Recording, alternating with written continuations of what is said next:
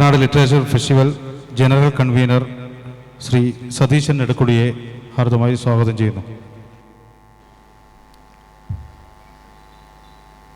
കടത്തനാട് ഫെസ്റ്റിവലിൻ്റെ 2ാം അധ്യായത്തിൻ്റെ ഉദ്ഘാടനമാണ് ഏതാനും നിമിഷങ്ങൾക്കകം ആരംഭിക്കുന്നത്. കഴിഞ്ഞ വർഷം ഡിസംബർ 16-17 തീയതികളിൽ നടത്തിയ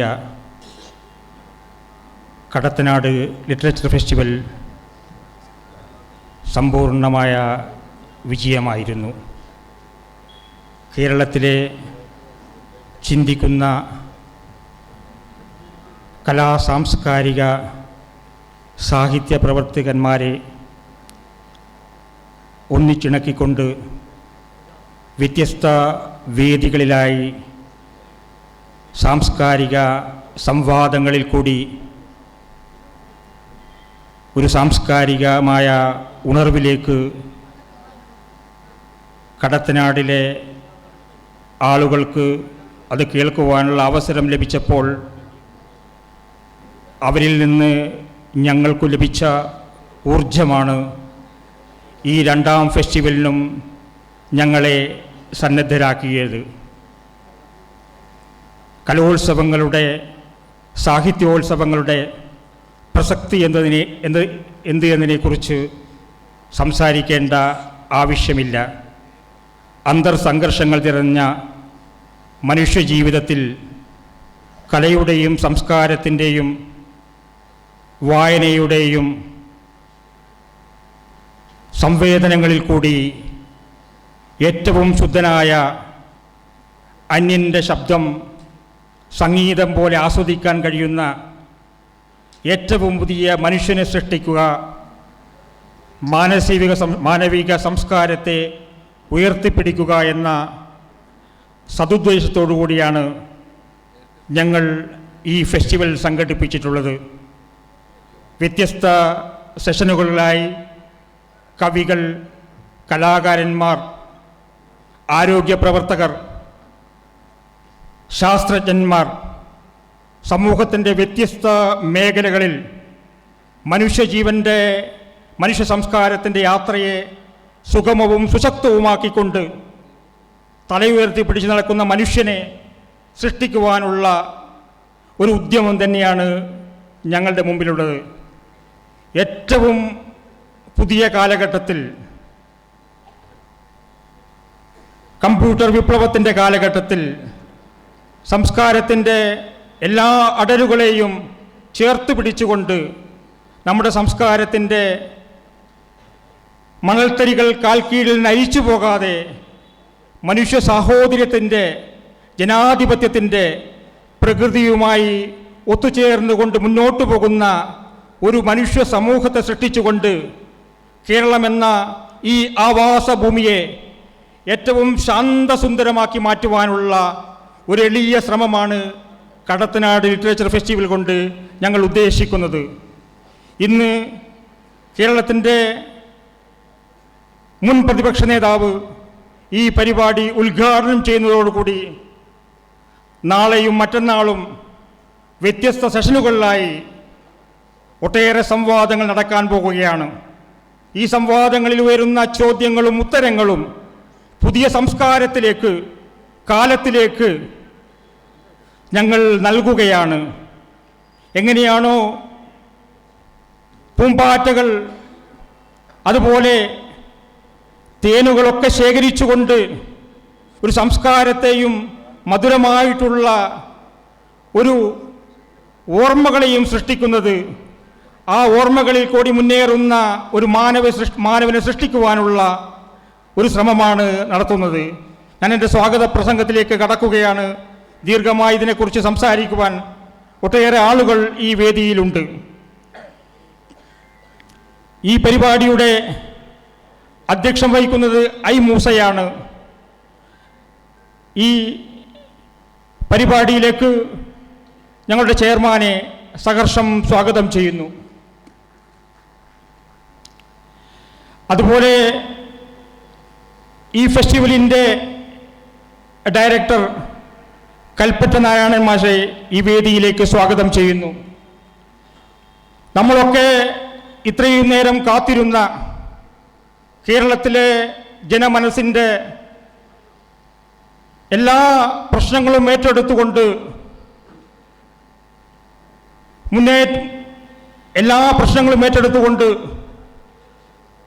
ജനങ്ങൾക്ക് വേണ്ടി എപ്പോഴും ശബ്ദിക്കുന്ന പ്രിയപ്പെട്ട മുൻ പ്രതിപക്ഷ നേതാവ് രമേശ് ചെന്നിത്തലയെ ഈ വേദിയിലേക്ക് സഹർഷം സ്വാഗതം ചെയ്യുന്നു.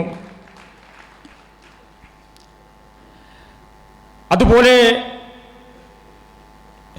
മലയാളത്തിൻ്റെയും അതുപോലെ തമിഴ് സാഹിത്യത്തിലും ഇന്ത്യൻ സാഹിത്യത്തിൽ തന്നെ ഏറ്റവും പ്രശസ്തനായ എഴുത്തുകാരനായിട്ടുള്ള ബി ജയമോഹൻ, അദ്ദേഹത്തെ ഈ വേദിയിലേക്ക് സ്നേഹത്തോടെ സ്വാഗതം ചെയ്യുന്നു.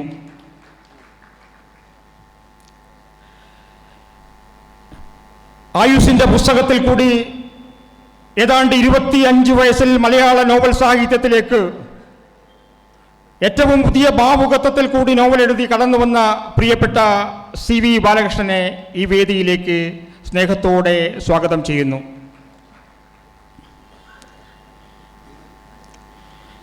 അതുപോലെ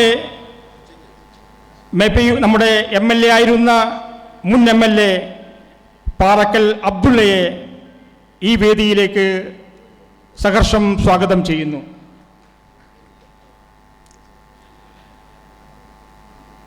നമ്മുടെയൊക്കെ വടകരയുടെ ഏറ്റവും പ്രധാനപ്പെട്ട കഥാകാരൻ, ദൈവത്തിനൊരു പൂവ്, കല്ലേരിൽ നിന്ന് തപാൽക്കാരൻ, അങ്ങനെ ഒട്ടേറെ ചെറുകഥകളിൽ കൂടി മലയാള ചെറുകഥ രംഗത്തെ ശക്തനായ എഴുത്തുകാരൻ VR സുധീഷിനെ ഈ വേദിയിലേക്ക് സ്വാഗതം ചെയ്യുന്നു.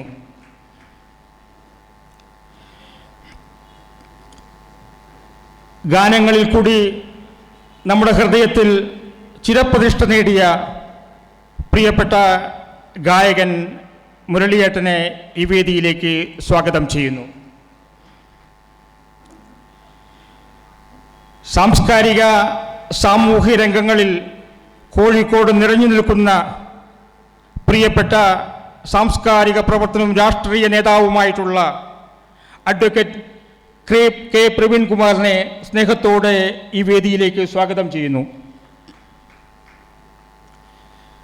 സാംസ്കാരിക പ്രവർത്തകനും രാഷ്ട്രീയ സാമൂഹിക സഹകരണ രംഗങ്ങളിൽ പ്രശസ്തനുമായിട്ടുള്ള വേണുവേട്ടനെ ഈ വേദിയിലേക്ക് സ്വാഗതം ചെയ്യുന്നു. സാമൂഹിക സാംസ്കാരിക രംഗങ്ങളിൽ കേരളത്തിൻ്റെ രാഷ്ട്രീയ രംഗത്തും നിറഞ്ഞു നിൽക്കുന്ന പ്രിയപ്പെട്ട N സുബ്രഹ്മണ്യനെ സ്നേഹത്തോടെ ഈ വേദിയിലേക്ക് സ്വാഗതം ചെയ്യുന്നു.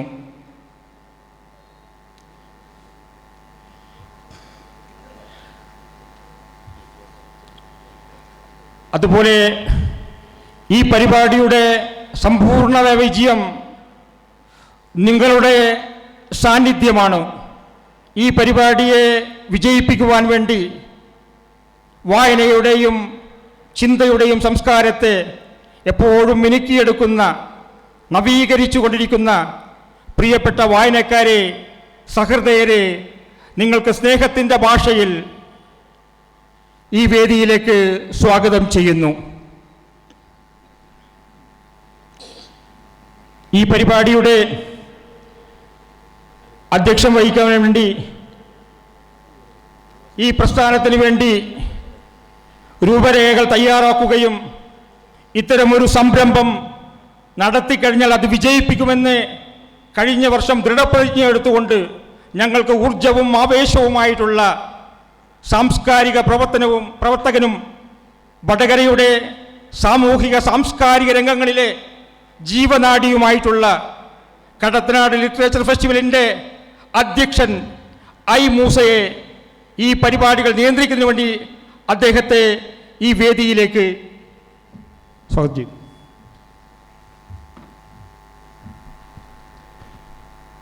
ഏറെ ബഹുമാന്യനായ ഈ കടത്തനാട് ലിറ്ററേച്ചർ ഫെസ്റ്റിവൽ 2ാം പതിപ്പിൻ്റെ ഉദ്ഘാടകൻ, ഏറെ ബഹുമാന്യനും പ്രിയങ്കരനുമായ കേരളത്തിൻ്റെ മുൻ പ്രതിപക്ഷ നേതാവ് ശ്രീ രമേശ് ചെന്നിത്തല അവർകൾ,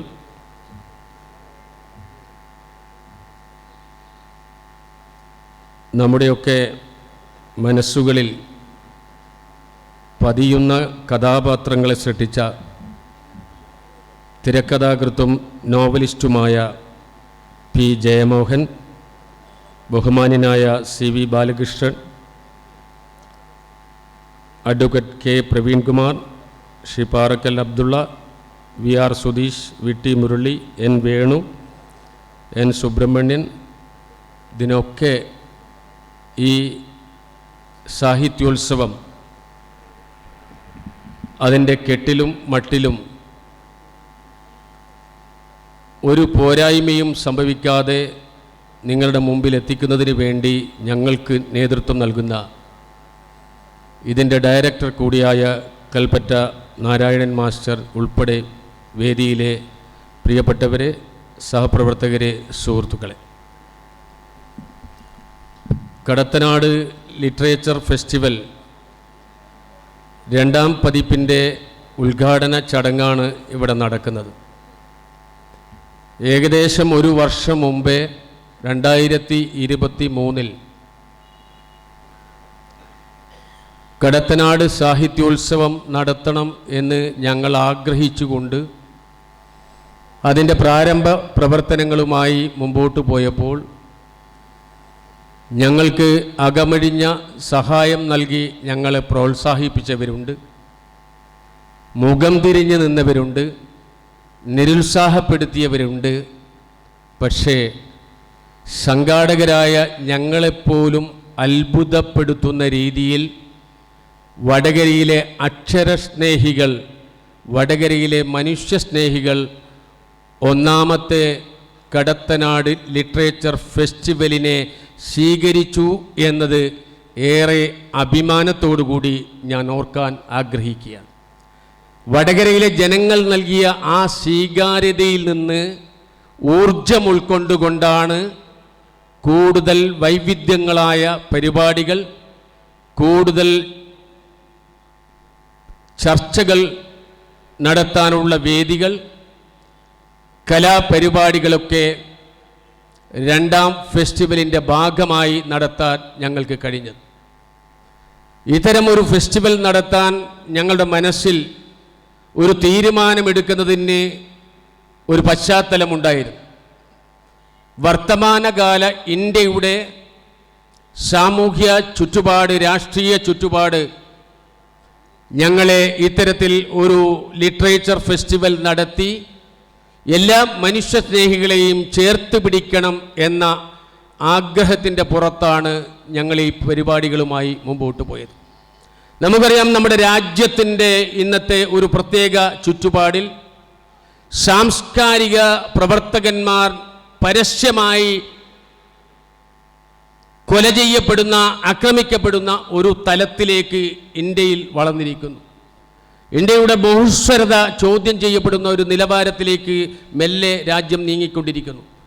അത്തരം ഒരു സാഹചര്യത്തിലൂടെ കടന്നു പോകുമ്പോഴാണ് ബഹുസ്വരതയെ ഇഷ്ടപ്പെടുന്ന, ഭരണഘടനയെ ഇഷ്ടപ്പെടുന്ന, മനുഷ്യരെ ഇഷ്ടപ്പെടുന്ന സർവ്വ ആളുകളെയും, അതിൽ രാഷ്ട്രീയമില്ലാതെ, മതമില്ലാതെ, ജാതിയില്ലാതെ എല്ലാവരെയും ചേർത്ത് പിടിച്ചുകൊണ്ട് മുമ്പോട്ട് പോകണം എന്ന് ഞങ്ങൾ ആഗ്രഹിച്ചത്.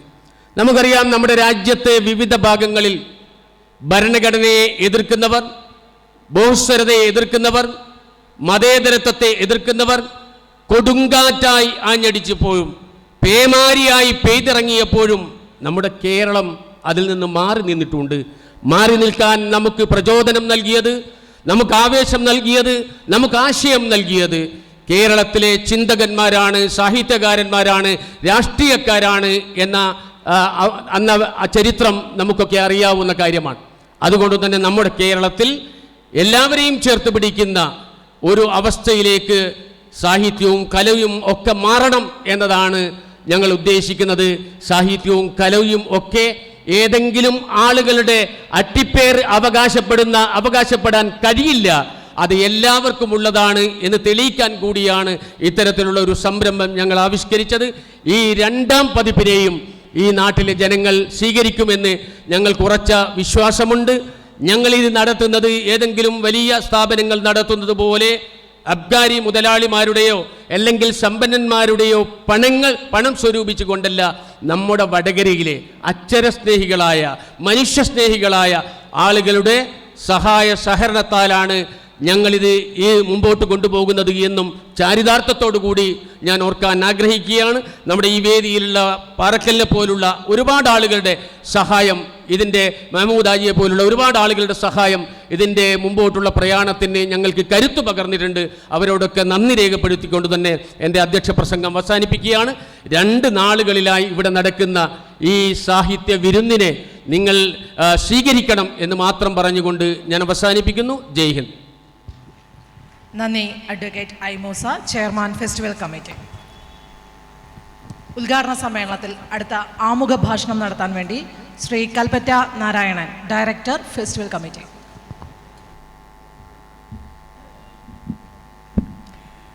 ആദരണീയനായ ഉദ്ഘാടകൻ, വേദിയിലെ സദസ്സിലെ സുഹൃത്തുക്കൾ, കഴിഞ്ഞ വർഷം ഇതേ വേദിയിൽ ഇതേ സമയത്ത് നിൽക്കുമ്പോൾ വിജയിക്കുമോ എന്ന ഭയാശങ്കകളാണ് എന്നെ നയിച്ചിരുന്നത്. ഇന്ന് നിൽക്കുമ്പോൾ അന്ന് വിജയിച്ചതിലുണ്ടായ ഉത്തരവാദിത്തം ഉണ്ടാക്കുന്ന സങ്കീർണങ്ങളായ പ്രശ്നങ്ങളാണ് നമ്മളെ അഭിമുഖീകരിക്കുന്നത്. ജീവിതത്തിൻ്റെ സമസ്ത മേഖലകളിലും മാറ്റമുണ്ടാകണം എന്ന് വിചാരിക്കുന്ന ഒരു ജനമനസ്സിനെയാണ് നാം അഭിസംബോധന ചെയ്യുന്നത്. ഭാവുകത്വമാണ് രാഷ്ട്രീയത്തിലായാലും കലയിലായാലും ഏതേത് മേഖലയിലായാലും ഉള്ള മാറ്റത്തിൻ്റെ അനിവാര്യമായ അടിസ്ഥാനം. ഈ 2 ദിവസങ്ങളിൽ ഇവിടെ രാഷ്ട്രീയം ചർച്ച ചെയ്യപ്പെടുന്നു. അതിതാ ഉദ്ഘാടന പ്രസംഗത്തോടു കൂടി ആരംഭിക്കുകയാണ്. അതുപോലെ സാഹിത്യം ചർച്ച ചെയ്യപ്പെടുന്നു. ബി ജയമോഹനൻ നാളെ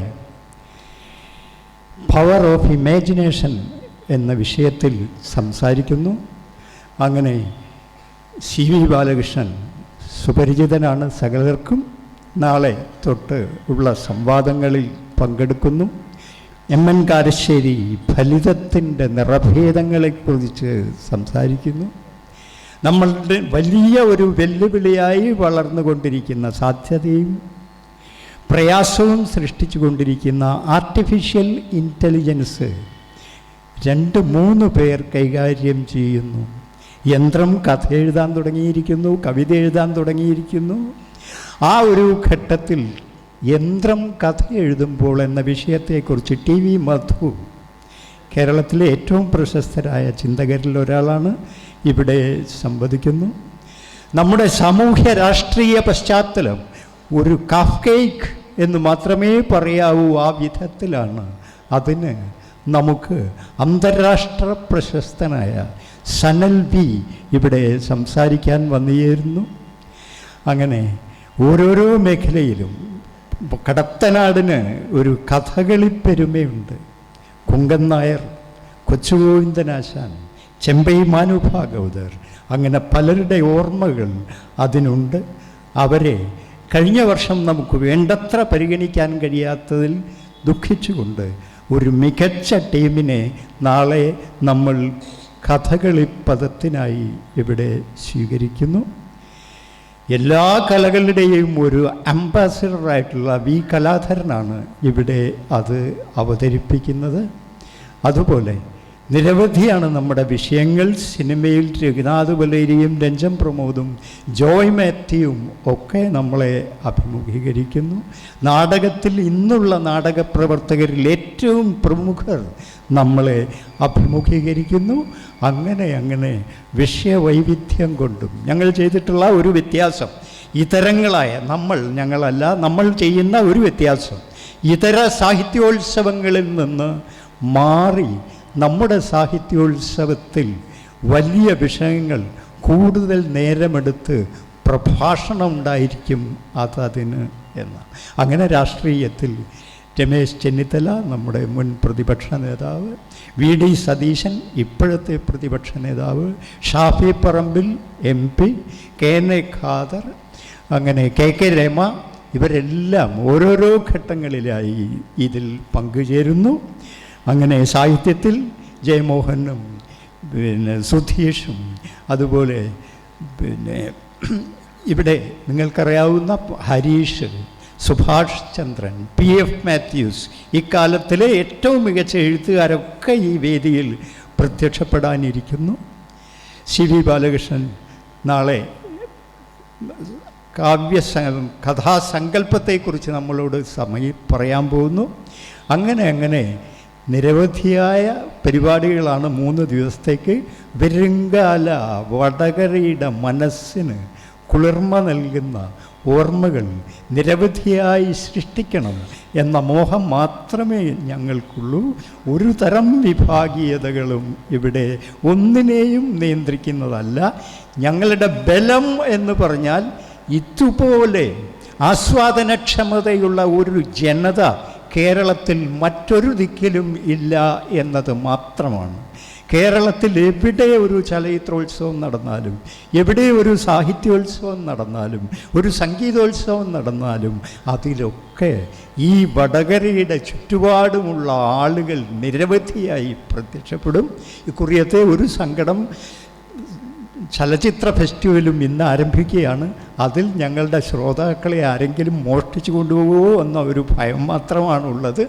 ഏതായാലും അത്തരം ഭയാശങ്കകളൊക്കെ മറികടക്കാൻ ഞങ്ങൾക്ക് വടകരക്കാർ തുണ നിൽക്കും എന്ന വിശ്വാസത്തോടു കൂടി നിർത്തുന്നു.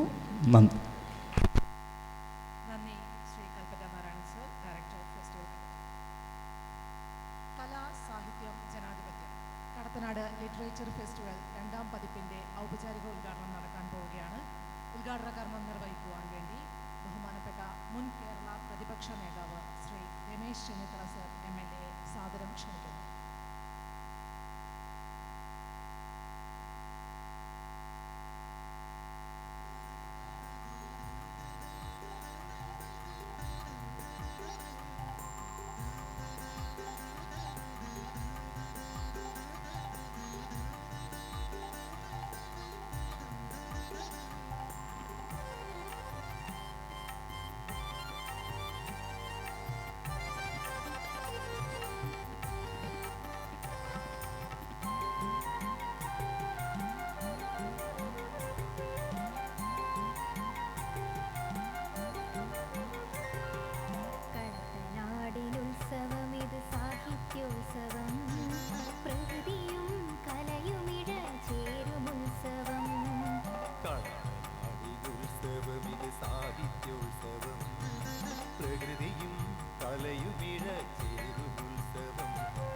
സാഹിത്യത്തിൻ സംഗീതോത്സവം ഇത് മഹനീയോത്സവം.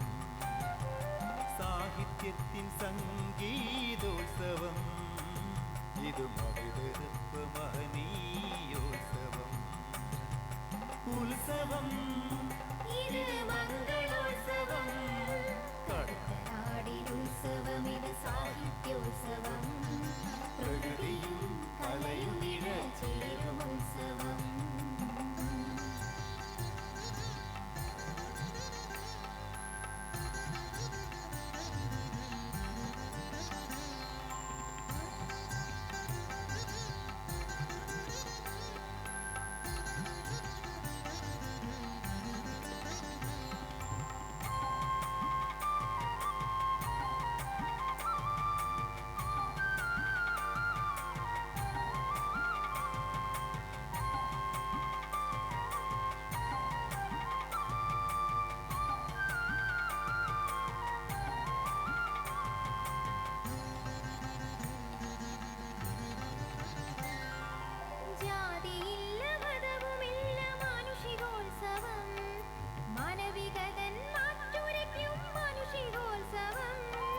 ജാതിയില്ല മതവുമില്ല മാനുഷികോത്സവം.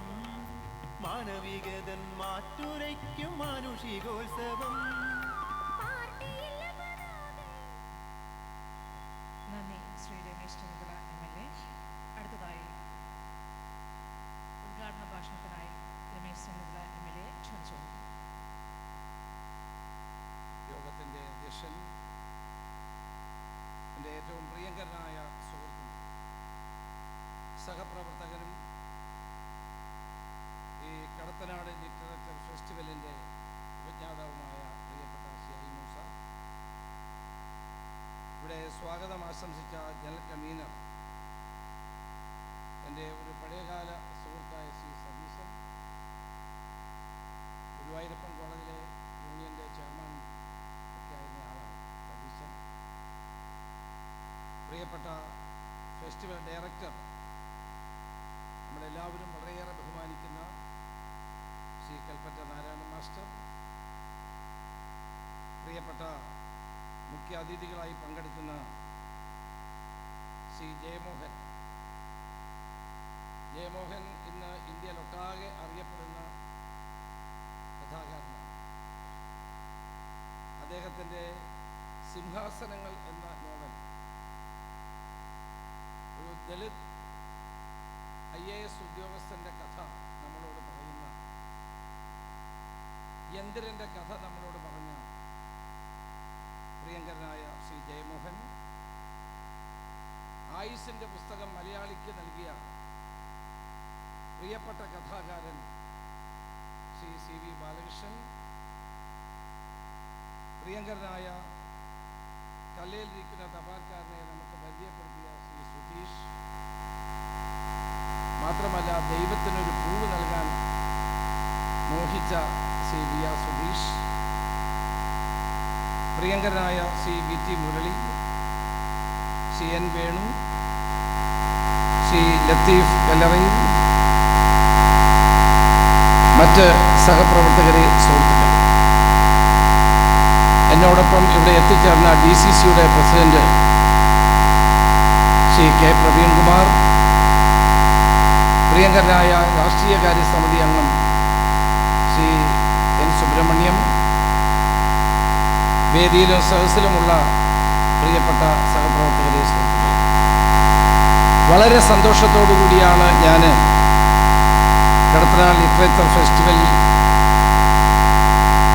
നിങ്ങളോടൊപ്പം പങ്കെടുക്കുന്നത്. കഴിഞ്ഞ തവണ എന്നെ ഈ ചടങ്ങിന് വിളിച്ചതാണ്. അന്ന് എനിക്ക് വരാൻ കഴിയാത്ത ഒരു സാഹചര്യമുണ്ടായി.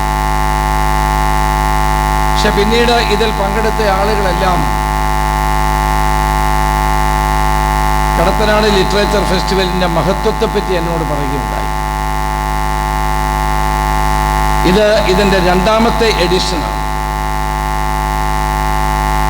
വളരെയേറെ കാലിക പ്രാധാന്യം അറിയിക്കുന്ന വിഷയങ്ങളെ അധികരിച്ചുകൊണ്ടുള്ള ചർച്ചകളും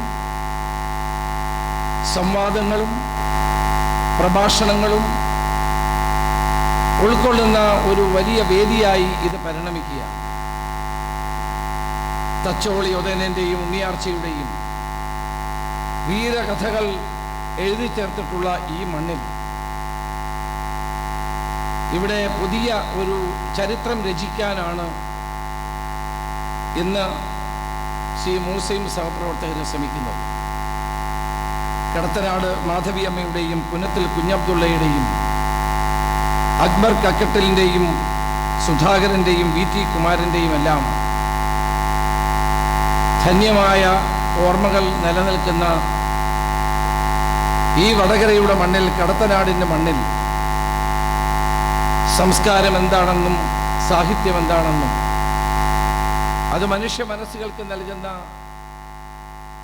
ശ്രുതി മധുരങ്ങൾ എന്താണെന്നും നമ്മളെ മനസ്സിലാക്കി കൊടുക്കാനാണ് ഈ ലിറ്ററേച്ചർ ഫെസ്റ്റിവൽ ഇവിടെ നടക്കുന്നത്. തീർച്ചയായും മലബാർ സ്വാതന്ത്ര്യ സമരത്തിൻ്റെ രണഭൂമിയാണ്. മലബാറിലാണ് സ്വാതന്ത്ര്യ സമരം കൊടുമ്പിരിക്കൊണ്ട് മുന്നോട്ട് പോയത്. മഹാനായ കേരള ഗാന്ധി കേരളത്തിൻ്റെയും ഉജ്ജ്വലമായ പ്രവർത്തന പാടവം കൊണ്ട് മനസ്സുകളെ കീഴടക്കിയ നിരവധിയായ സ്വാതന്ത്ര്യ സമര സേനാനികളുടെ ചരിത്രമുറങ്ങുന്ന ഈ മണ്ണിൽ നമ്മൾക്ക് കഴിഞ്ഞകാല സംഭവങ്ങളെ മനസ്സിലാക്കി തരാനും സാഹിത്യവും കലയും സംസ്കാരവും ഒരു മനുഷ്യനെ എങ്ങനെ രൂപപ്പെടുത്തുന്നു എന്ന് ബോധ്യപ്പെടുത്താനും ഈ ലിറ്ററേച്ചർ ഫെസ്റ്റിവൽ സഹായിക്കും എന്ന് ഞാൻ കരുതുകയാണ്. ഇതിൻ്റെ 1ാമത്തെ എഡിഷൻ കേരളമൊട്ടാകെ വലിയ ചർച്ചയ്ക്ക് വിധേയമായ ഒന്നാണ്. നമ്മൾ ആരാണ്, നമ്മൾ എന്താണ്, നമ്മൾ നാളെ ആരായിരിക്കണം എന്ന് മനുഷ്യനെ പഠിപ്പിക്കാൻ ശ്രമിക്കുന്ന ഒരു സംസ്കാരത്തിൻ്റെയും ഒരു സംസ്കാരത്തിൻ്റെ കയ്യൊപ്പ് ചാർത്താൻ കഴിയുന്ന തരത്തിലേക്ക് ഈ ലിറ്ററേച്ചർ ഫെസ്റ്റിവൽ മാറട്ടെ എന്നാണ് എനിക്ക് ആദ്യമായി ആശംസിക്കാനുള്ളത്. നമുക്കറിയാം, നമ്മൾ ജീവിക്കുന്ന ഇന്നത്തെ സമൂഹം വലിയ തോതിലുള്ള പരിവർത്തനത്തിന് വിധേയമാകുന്ന ഒരു കാലഘട്ടമാണ്. മനസ്സിലാക്കാൻ കഴിയാത്ത നിലയിലേക്കുള്ള ഒരു ട്രാൻസ്ഫോർമേഷനാണ് ഇന്ന് ലോകത്ത് തന്നെ നടന്നുകൊണ്ടിരിക്കുന്നത്. ജീവിതത്തിൻ്റെ സമസ്ത മേഖലകളെയും ഈ മാറ്റം ബാധിക്കുന്നു എന്നുള്ളതാണ് ഏറ്റവും പ്രധാനപ്പെട്ട ഒരു കാര്യം. നമ്മൾ കുട്ടിക്കാലത്ത് ജീവിച്ചതുപോലെയല്ല ഇന്ന് ജീവിക്കുന്നത്. നമ്മുടെ കുട്ടികൾ ഇനിയും ജീവിക്കാൻ പോകുന്നത് നമ്മൾ ജീവിച്ചതുപോലെയല്ല. നമ്മൾക്ക് ശേഷം വരാൻ പോകുന്ന തലമുറകളൊന്നും നമ്മൾ പറഞ്ഞതുപോലെയോ നമ്മൾ കണ്ടതുപോലെയോ നമ്മൾ ജീവിച്ചതുപോലെയോ ആകാൻ പോകുന്നില്ല. അത്രമാത്രം ടെക്നോളജിയുടെ മാറ്റമുണ്ടാകുന്നു. രാഷ്ട്രീയ ലാൻഡ്സ്കേപ്പിൽ മാറ്റം വരാൻ പോകുന്നു. പരിസ്ഥിതി പ്രശ്നങ്ങളും സാമൂഹ്യ പ്രശ്നങ്ങളും നമ്മളെ വളരെ വേഗതയിൽ മാറ്റിമറിക്കുന്ന ഒരു കാലഘട്ടത്തിലാണ് നാം ജീവിക്കുന്നത്. നമുക്കറിയാം, ഇതിന്റെ സാങ്കേതിക വിദ്യ നമ്മുടെ എല്ലാ ചിന്തകളെയും മാറ്റിമറിക്കുന്നു, നമ്മുടെ ജീവിതത്തെ തന്നെ മാറ്റിമറിക്കുന്നു. ഇന്ന് ലോകത്ത് ഏറ്റവും വലിയ കമ്മ്യൂണിക്കേഷൻസിന്റെ ഒരു വലിയ വിപ്ലവം നടക്കുകയാണ്. മാറ്റം, ആ മാറ്റത്തെ നമുക്ക് ആർക്കും തടുത്തു നിർത്താൻ കഴിയാത്ത നിലയിലുള്ള രീതിയിലാണ് അത് ചലിച്ചുകൊണ്ടിരിക്കുന്നത്. അപ്പോൾ ടെക്നോളജി മനുഷ്യ ജീവിതത്തിൽ ഉണ്ടാക്കുന്ന വൻപിച്ച മാറ്റമാണ് ഇന്ന് ലോകം മുഴുവൻ നേരിട്ടുകൊണ്ടിരിക്കുന്നത് എന്നുള്ളതാണ് സത്യം. പണ്ട് നമ്മളൊരു ഫോൺ ചെയ്യണമായിരുന്നെങ്കിൽ ആ ഫോണുള്ള അയലത്തെ വീട്ടുകാരുടെ വീട്ടിൽ പോയി കാത്തിരിക്കുമായിരുന്നു. ഒരു ഫോൺ പ്രതീക്ഷിച്ചിരിക്കുന്ന മണിക്കൂറുകൾ ഉണ്ടായിരുന്നു. പിന്നീട് അത് നമ്മൾ ടെലിഫോൺ ബൂത്തിൽ പോയിരിക്കുന്ന കാലമുണ്ടായി മാറി. ടെലിഫോൺ ബൂത്തിൽ നിന്ന് ഇന്ന് നമ്മുടെ എല്ലാവരുടെയും വീടുകളിൽ ഫോൺ വന്നു. അത് കഴിഞ്ഞിട്ട് നമ്മുടെ എല്ലാം പോക്കറ്റിൽ ഇപ്പോൾ ഫോണുള്ള സ്ഥിതിയാണ്. പണ്ടൊരു ഫോട്ടോ എടുക്കണമായിരുന്നെങ്കിൽ സ്റ്റുഡിയോയിൽ പോയി ഫോട്ടോഗ്രാഫർ വിളിക്കുമായിരുന്നു. ഇന്ന് നമ്മളെല്ലാവരും ഫോട്ടോഗ്രാഫർമാർ. പണ്ടൊക്കെ വാർത്തകൾ എഴുതി കൊടുക്കാൻ നമ്മൾ കൈയക്ഷരത്തിൽ വാർത്തകൾ എഴുതി സ്റ്റെൻസിൽ ചെയ്ത് പത്ര ഓഫീസിൽ കൊടുക്കുമായിരുന്നു. ഇന്ന് നമ്മളെല്ലാവരും പത്രലേഖകരാണ്. സോഷ്യൽ മീഡിയയിലൂടെ എനിക്കും നിങ്ങൾക്കും നിങ്ങളുടെ മനസ്സിലുണ്ടാകുന്ന ഏതൊരു കാര്യവും എഴുതി ഫലിപ്പിക്കാൻ കഴിയും. പണ്ട് പുസ്തകങ്ങൾ വായിക്കാൻ നമ്മൾ ബുക്ക് സ്റ്റാളിൽ പോകുമായിരുന്നു. ഇന്ന് പുസ്തകം വായിക്കാൻ നമ്മൾ ബുക്ക് സ്റ്റാളിൽ പോകേണ്ട. നമ്മൾ ആവശ്യപ്പെട്ടാൽ ആമസോണിലൂടെ ഏത് പുസ്തകവും, വി ആർ സുധീഷിൻ്റെ പുസ്തകം ഞാൻ വാങ്ങിയതും വായിച്ചതും ആമസോണിലൂടെയാണ്. മാത്രമല്ല, ഇന്ന് നമുക്ക് പുസ്തകം തന്നെ വാങ്ങിക്കേണ്ട, കിൻഡിലിലൂടെ നമ്മുടെ കൈകളിൽ എത്തുന്നവ തന്നെ പുസ്തകം നമുക്ക് വായിക്കാൻ കഴിയും. ഇന്നലെ ഞാൻ വന്നപ്പോഴൊരു പുസ്തകം ഞാൻ വായിച്ചത് കിൻഡിലിലൂടെയാണ്. ഫ്ലൈറ്റിൽ നിന്നുകൊണ്ട് കിൻഡിലിലൂടെ ഉള്ള പുസ്തകം ഞാൻ വാങ്ങിയ ഒരു ഇംഗ്ലീഷ് എഴുത്തുകാരൻ്റെ പുസ്തകം ഞാൻ വാങ്ങിച്ച് വായിക്കുകയായിരുന്നു. ലോകം എത്രമാത്രം പുരോഗതി കൈവരിക്കുകയാണ്. നമ്മൾ എന്തെല്ലാം മാറ്റങ്ങൾക്ക് വിധേയമാവുകയാണ്. അപ്പോൾ ടെക്നോളജി നമ്മുടെ എല്ലാം ജീവിതത്തിൽ വരുത്തിയ മാറ്റം ചെറുതല്ല. അതാണ് നാരായണ മാഷ് ഇവിടെ പറഞ്ഞു. AI വരുത്താൻ പോകുന്ന മാറ്റം, ആർട്ടിഫിഷ്യൽ ഇൻ്റലിജൻസും മെഷീൻ ലേണിങ്ങും ലോകത്തെ കീഴ്മേൽ മറിക്കുകയാണ്. ഞാൻ കഴിഞ്ഞ ഒരു വർഷം മുമ്പ് അമേരിക്കയിൽ പോയപ്പോൾ ഷിക്കാഗോയിൽ വെച്ച് എൻ്റെ ഒരു സുഹൃത്ത് പറഞ്ഞു, എൻ്റെ കൂടെ കോളേജിൽ പഠിച്ചൊരു സുഹൃത്താണ്, അദ്ദേഹം ഇന്ന് അവിടെ ഡോക്ടറായി ജോലി. അദ്ദേഹം എന്നോട് പറഞ്ഞു, നമുക്ക് AI-യുടെ ഒരു ക്ലാസ് ഉണ്ടായിരുന്നു, പോകാമോ? AI എന്ന് ഞാൻ കേട്ടിട്ടേ ഉള്ളൂ, പക്ഷേ ഞാൻ സാങ്കേതിക വിദഗ്ധനല്ലാത്തത് കൊണ്ട് അതിൻ്റെ മറ്റ് വിഷയങ്ങൾ എനിക്കറിയില്ലായിരുന്നു. അദ്ദേഹം എന്നെ കൂട്ടിക്കൊണ്ടുപോയി. ഞാൻ ആ ക്ലാസ്സിൽ 7 ദിവസം പങ്കെടുത്തു. ആദ്യം കൗതുകത്തോടെ പോയതാണ്, പിന്നെ 7 ദിവസം പങ്കെടുത്തു. ലോകത്ത് നാളെ ഉണ്ടാകാൻ പോകുന്ന മാറ്റം കണ്ട് ഞാൻ അത്ഭുത പരതന്ത്രനായിപ്പോയി. നമ്മൾ കേട്ടിട്ടുണ്ട് ഡ്രൈവറില്ലാത്ത കാറ്, പൈലറ്റ് ഇല്ലാത്ത വിമാനം. അത് മാത്രമല്ല, ഇനിയും ഓപ്പറേഷന് ഡോക്ടർ വേണ്ട, റോബോട്ടുകൾ ഓപ്പറേറ്റ് ചെയ്യുന്നൊരു കാലം. ഡേറ്റ മാത്രമാണ് ഇന്ന് ലോകത്തെ ഏറ്റവും വലിയ ശക്തി. ലോകത്തിലെ ഏറ്റവും വലിയ ധനികൻ ആരാണ് എന്ന് ചോദിച്ചാൽ ഏറ്റവും കൂടുതൽ ഡേറ്റയുള്ള ആളാണ്. ലോകത്തെ ആദ്യത്തെ യന്ത്രമനുഷ്യൻ്റെ പേര് സോഫിയ എന്നാണ്. ലോകം മുഴുവൻ ആ സോഫിയ ഇന്ന് സഞ്ചരിക്കുകയാണ്. സോഫിയ എന്ന ആദ്യത്തെ യന്ത്രമനുഷ്യന് പൗരത്വം നൽകിയ ആദ്യത്തെ രാജ്യം സൗദി അറേബ്യയാണ്. ആ ലോകം മുഴുവൻ ഇന്ന് സോഫിയ കറങ്ങിക്കൊണ്ടിരിക്കുകയാണ്. ഞാൻ ആഭ്യന്തരമന്ത്രിയായിരുന്നപ്പോൾ അതുപോലെ ഒരു ചെറിയ മിനിയേച്ചർ പോലീസ് ഹെഡ്ക്വാർട്ടേഴ്സിൽ സ്ഥാപിക്കാൻ ശ്രമിച്ചു. ആദ്യം വിജയിച്ചെങ്കിലും പിന്നീട് അത് വേണ്ട പോലെ മുന്നോട്ട് പോകാൻ കഴിഞ്ഞില്ല. യന്ത്രമനുഷ്യൻ്റെ ലോകത്ത് നമ്മൾ ജീവിക്കുന്നു. നമ്മൾ കൊടുക്കുന്ന ഡേറ്റ അനുസരിച്ച് മനുഷ്യൻ പ്രവർത്തിക്കുന്ന പോലെ യന്ത്രം പ്രവർത്തിക്കുന്ന ഒരു കാലഘട്ടത്തിലേക്ക് വരികയാണ്. അപ്പോൾ ആ ഒരു കാലഘട്ടത്തിൽ ജീവിക്കുമ്പോൾ നമ്മുടെ ചിന്തകളിൽ മാറ്റമുണ്ടാകും, സ്വാഭാവികമായിട്ടുണ്ടാകും. നമ്മുടെ പ്രവർത്തനങ്ങളിൽ മാറ്റമുണ്ടാകും. ഇവിടെ കമ്പ്യൂട്ടർ വന്നപ്പോൾ ആളുകൾ പറഞ്ഞു കമ്പ്യൂട്ടർ നമ്മുടെ ജോലി നഷ്ടപ്പെടുത്തും. ഇവിടെ ടെലിവിഷൻ വന്നപ്പോൾ ആളുകൾ പറഞ്ഞു ഇത് വിഡ്ഢിപ്പെട്ടിയാണ്, ആരും കാണരുത്.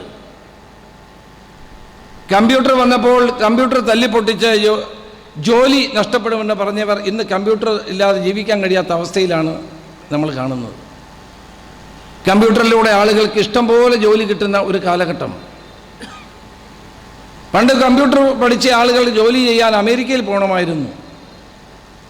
ഇന്ന് വീട്ടിലിരുന്ന് വർക്ക് ഫ്രം ഹോം കോവിഡ് നൽകിയ സംഭാവനയാണ്. വീട്ടിലിരുന്നു കൊണ്ട് നമുക്ക് എല്ലാ ജോലികളും ചെയ്യാൻ കഴിയും. കമ്പനികൾക്ക് ലാഭമാണ്. ഇലക്ട്രിസിറ്റി വേണ്ട, ഓഫീസ് വേണ്ട, ഒത്തിരി സൗകര്യങ്ങൾ അവർക്കുണ്ടാകും. വർക്ക് ഫ്രം ഹോം മതി. നമ്മുടെ ചെറുപ്പക്കാർ അമേരിക്കയിലും കാനഡയിലും യൂറോപ്യൻ്റെ രാജ്യങ്ങളിലൊക്കെ ഇരുന്നു കൊണ്ട് അവർക്ക് ആവശ്യമായ ജോലികൾ വീട്ടിലിരുന്നുകൊണ്ട് ചെയ്യുന്ന കൗതുകകരമായ കാഴ്ച നമ്മൾ കാണുന്നു. ഇത് ലോകത്തുണ്ടാകുന്ന വൻപിച്ച മാറ്റമല്ലേ? ഇത് ഉയർത്തുന്ന ധാരാളം വെല്ലുവിളികളുമുണ്ട്. സാങ്കേതികവിദ്യ അതിരുകളെ തുടച്ചു നീക്കി നാട്ടുമ്പുറത്തെ സാധാരണക്കാരന് വരെ അത് ഉപയോഗിക്കാൻ കഴിയുന്ന നിലയിലേക്ക് മാറുകയാണ്. അപ്പോൾ നമ്മുടെ പുസ്തകത്തിൻ്റെ എഴുത്തുകളിൽ മാറ്റം വന്നു. ഇപ്പം ഞാൻ കഴിഞ്ഞ ദിവസം മാതൃഭൂമിയുടെ ഒരു പുസ്തകം സോഷ്യൽ മീഡിയയിലൂടെ എഴുതിയ കാര്യങ്ങൾ ചേർത്തുകൊണ്ടുള്ള പുസ്തകം, ഞാൻ എൻ്റെ പേര് ഞാനങ്ങ് വിട്ടു, ഒരു നോവലാണ് എഴുതി. സോഷ്യൽ മീഡിയയിലൂടെ ആളുകൾ എഴുതിയിട്ട് അത് പിന്നീട് പ്രസിദ്ധീകരിക്കപ്പെടുന്ന നോവലുകൾ. ഞാൻ ആദ്യം കേരളത്തിൽ ഇറങ്ങുന്ന എല്ലാ നോവലും വായിക്കാൻ ശ്രമിക്കുന്ന ഒരാളാണ്. എഴുതാൻ അറിയില്ലെങ്കിലും വായിക്കാൻ ശ്രമിക്കുന്ന ഒരാളാണ്. ഏറ്റവും ആധുനികമായ നോവലുകൾ എന്ന് പുറത്തു വരുന്നത് ആധുനികമായ സങ്കല്പങ്ങളെ കൂടി ചേർത്ത് നിർത്തിക്കൊണ്ടാണ്. അപ്പം മനുഷ്യജീവിതത്തിലുണ്ടാകുന്ന മാറ്റങ്ങളെ പൂർണ്ണമായി ഉൾക്കൊണ്ടുകൊണ്ട് ആ നോവലുകൾ പ്രസിദ്ധപ്പെടുത്തുന്നത് നമ്മൾ കണ്ടുകൊണ്ടിരിക്കുകയാണ്. ഇന്ന് ആർട്ടിഫിഷ്യൽ ഇൻ്റലിജൻസ് തൊഴിൽ, സംസ്കാരം, പ്രവർത്തനം ഇവയെല്ലാം മാറ്റിമറിച്ചുകൊണ്ടിരിക്കുന്നു എന്നുള്ളതാണ് സത്യം.